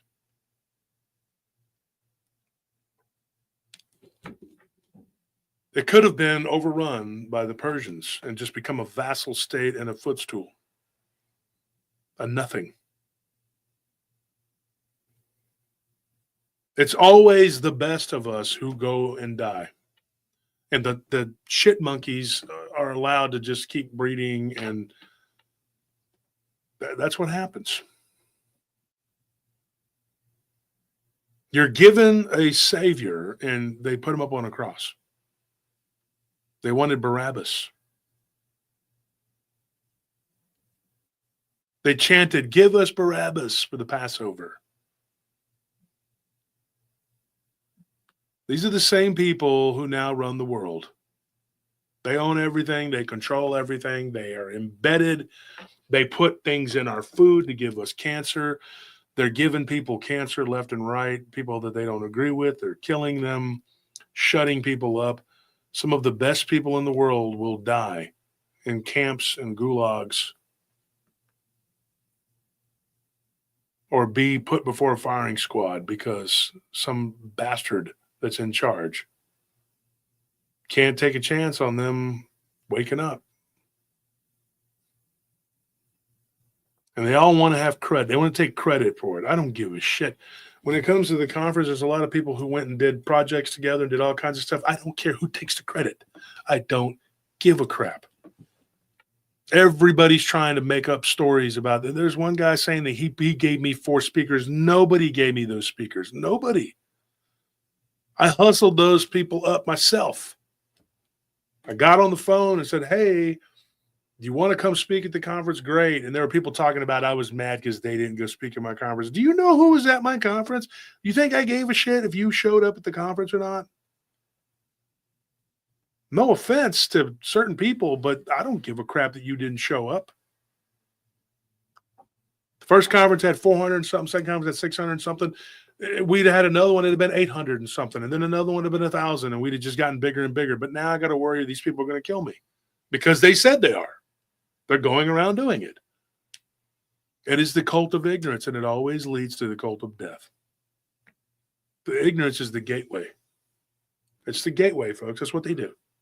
And every time somebody is on the right track, they derail you and they kill you. Whether they make it look like an accident or they give you cancer, it doesn't, it's something they do it. They're going to do it because these people that do it, they're completely obsessed with evil. They dwell in it. What the hell here at PRT? What are we hurting? Who are we hurting that you have to act a fool and come around and get all these people together to mess with us all the time? What are we hurting? Nobody. We didn't do anything to you. We didn't go to you. All we did was sit here and do our show, and they couldn't handle that. My mother dies, and somebody has to go and make a comment and say that I was attacking them or I didn't like them or whatever. I never said that. It's not what I said.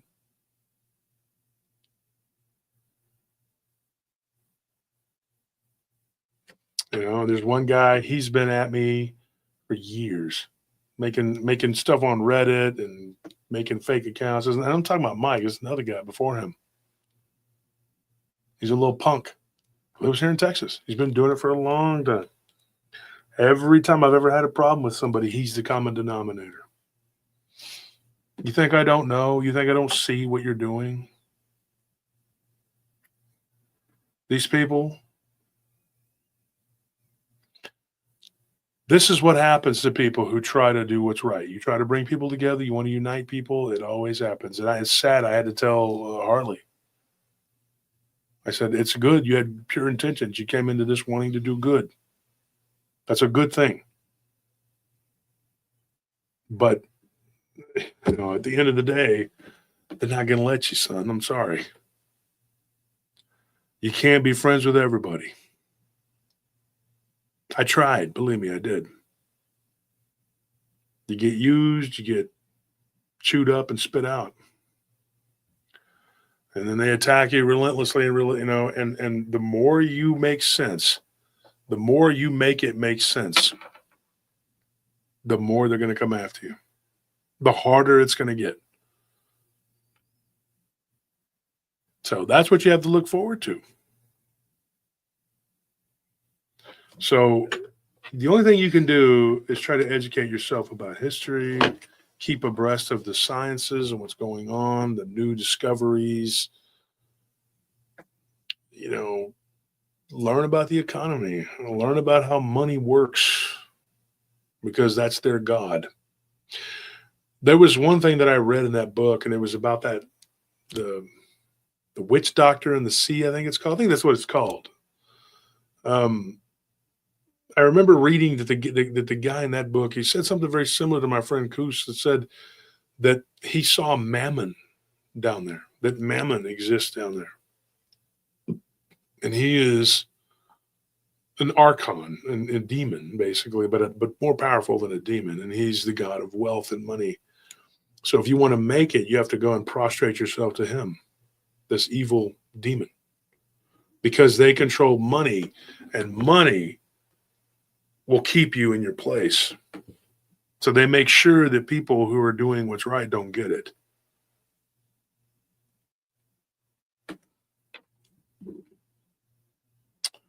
So it is what it is. Yep. Our tuition says Mammon and Moloch.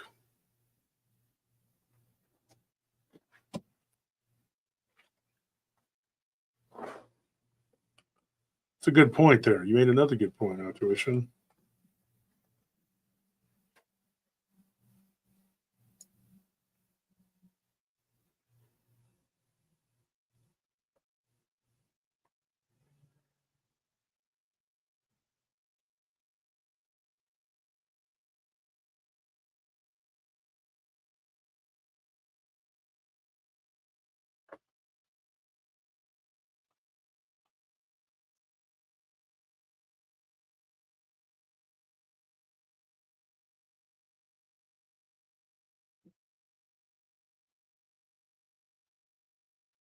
I'm reading some of the comments.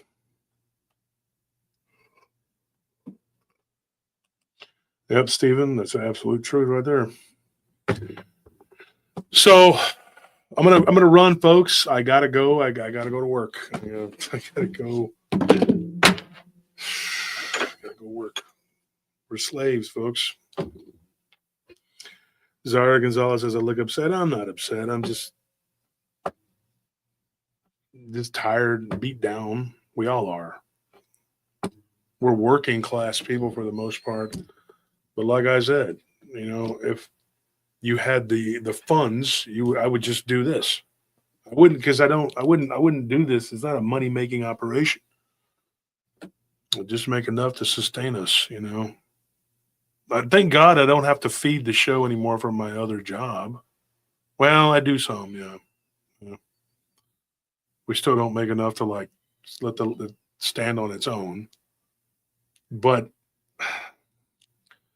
eventually it will. There's light at the end of the tunnel, I believe. I believe it will happen. Always try to stay positive. When you're going in to get a test or something, just be like, I don't have this. In Jesus' name, I don't have this. I'm not going to, and just be strong in your faith.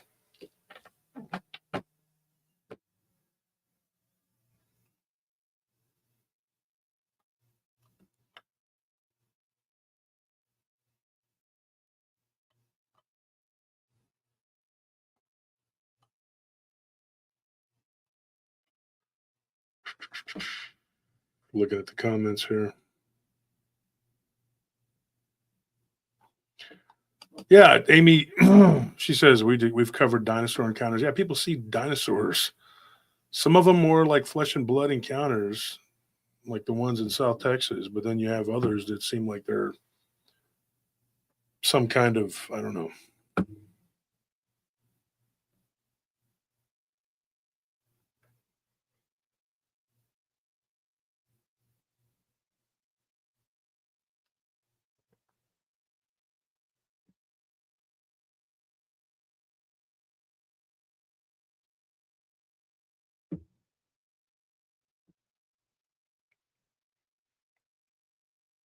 All right, I'm going to run, just reading it. I'm going to get out of here, folks. I got to run, man. Thank you for everybody that donated. We will be back Sunday, right? Mm-hmm. Sunday night. We're going to talk about Black Eyed Kids and Dogman. We're going to change the title of this one because we got the wrong Melvin. But, I mean, it doesn't matter. He was a good Melvin. And we talked about his spiritual encounters in that area up in New York. So we made it work. Nothing can stop you. And folks, you're the same way. I'm no different than you. I'm just a human being, just a man. Nothing can stop you. If you put your mind to it, say what you want.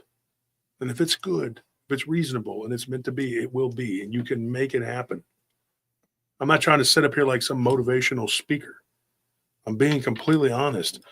Don't let these phony confines from this simulation stop you.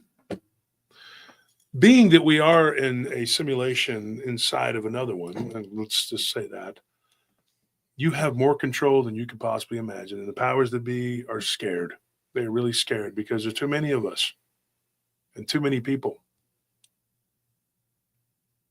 You know? One day I'll be gone. My work will be here, hopefully, and you can use it to reference, and you can watch it and look at it and do whatever you got to do. Do your own thing, though.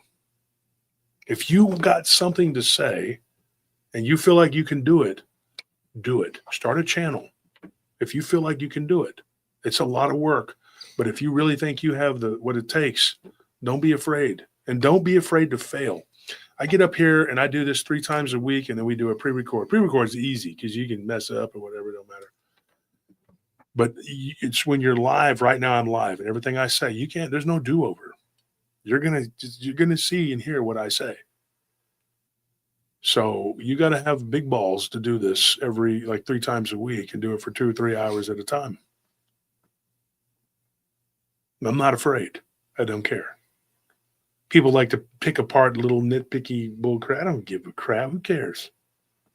When was the last time you had 500, 600, 700, 800 people show up, 300 every time in the middle of the night? When was the last time you could do that? Right? These people that are criticizing. Shut up. Right? Don't let these people shut you down. Say what you have to say. Start a group on Facebook. Bring up the subjects that you care about and talk about it. Do it. Don't let society tell you what the hell to do. Don't let them stop you. The more people that are speaking out, the better. I don't mind seeing new channels come out and say this and say that. But when they're full of shit AI crap,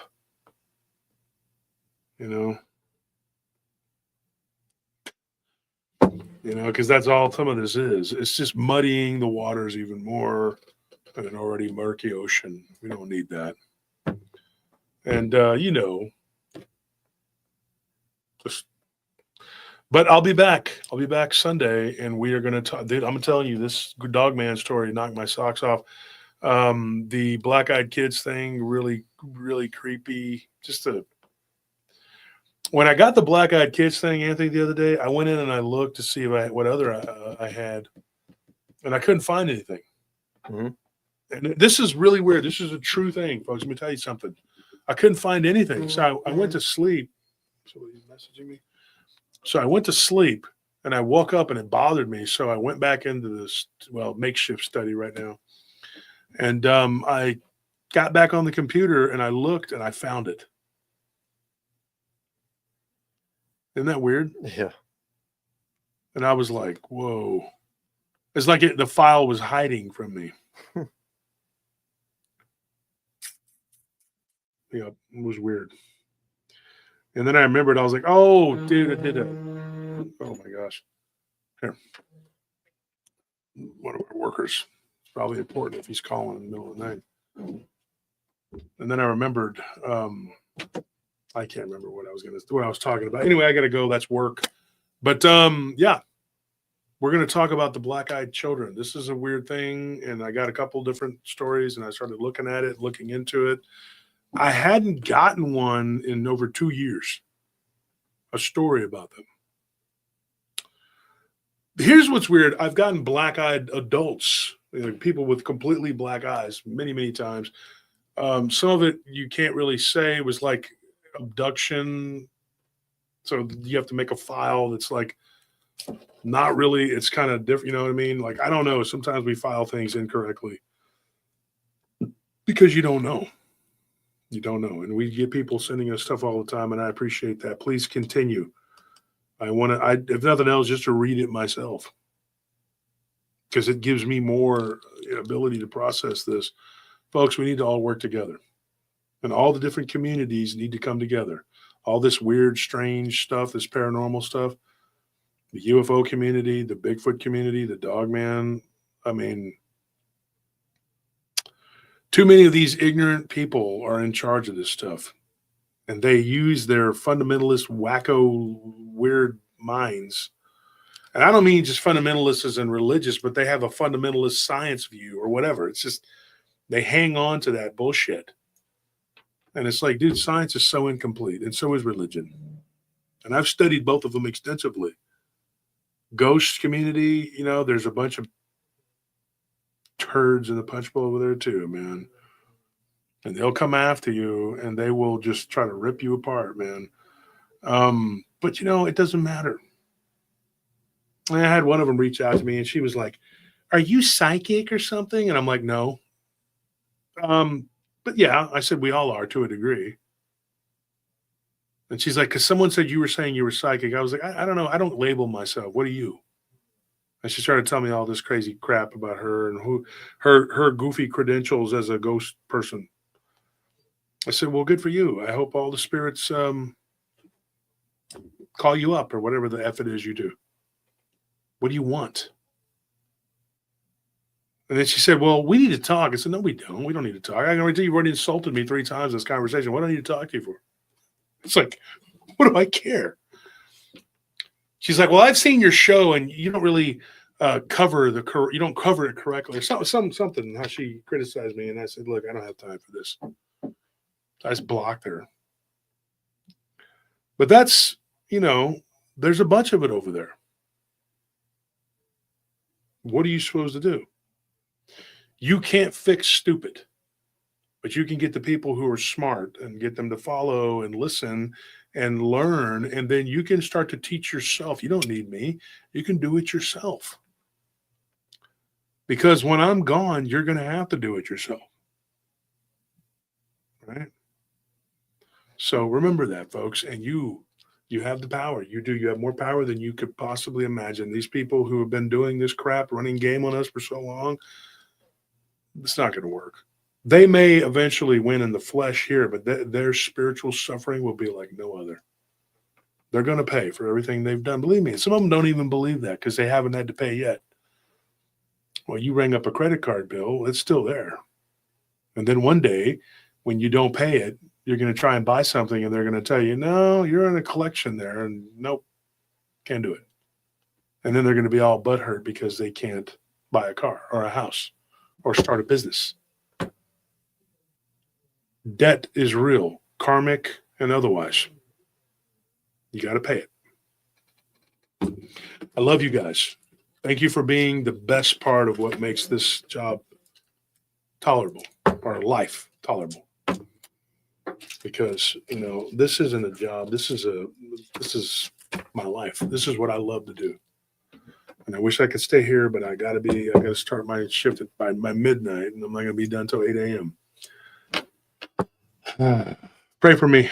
Thank you, folks. I love you guys. Good night.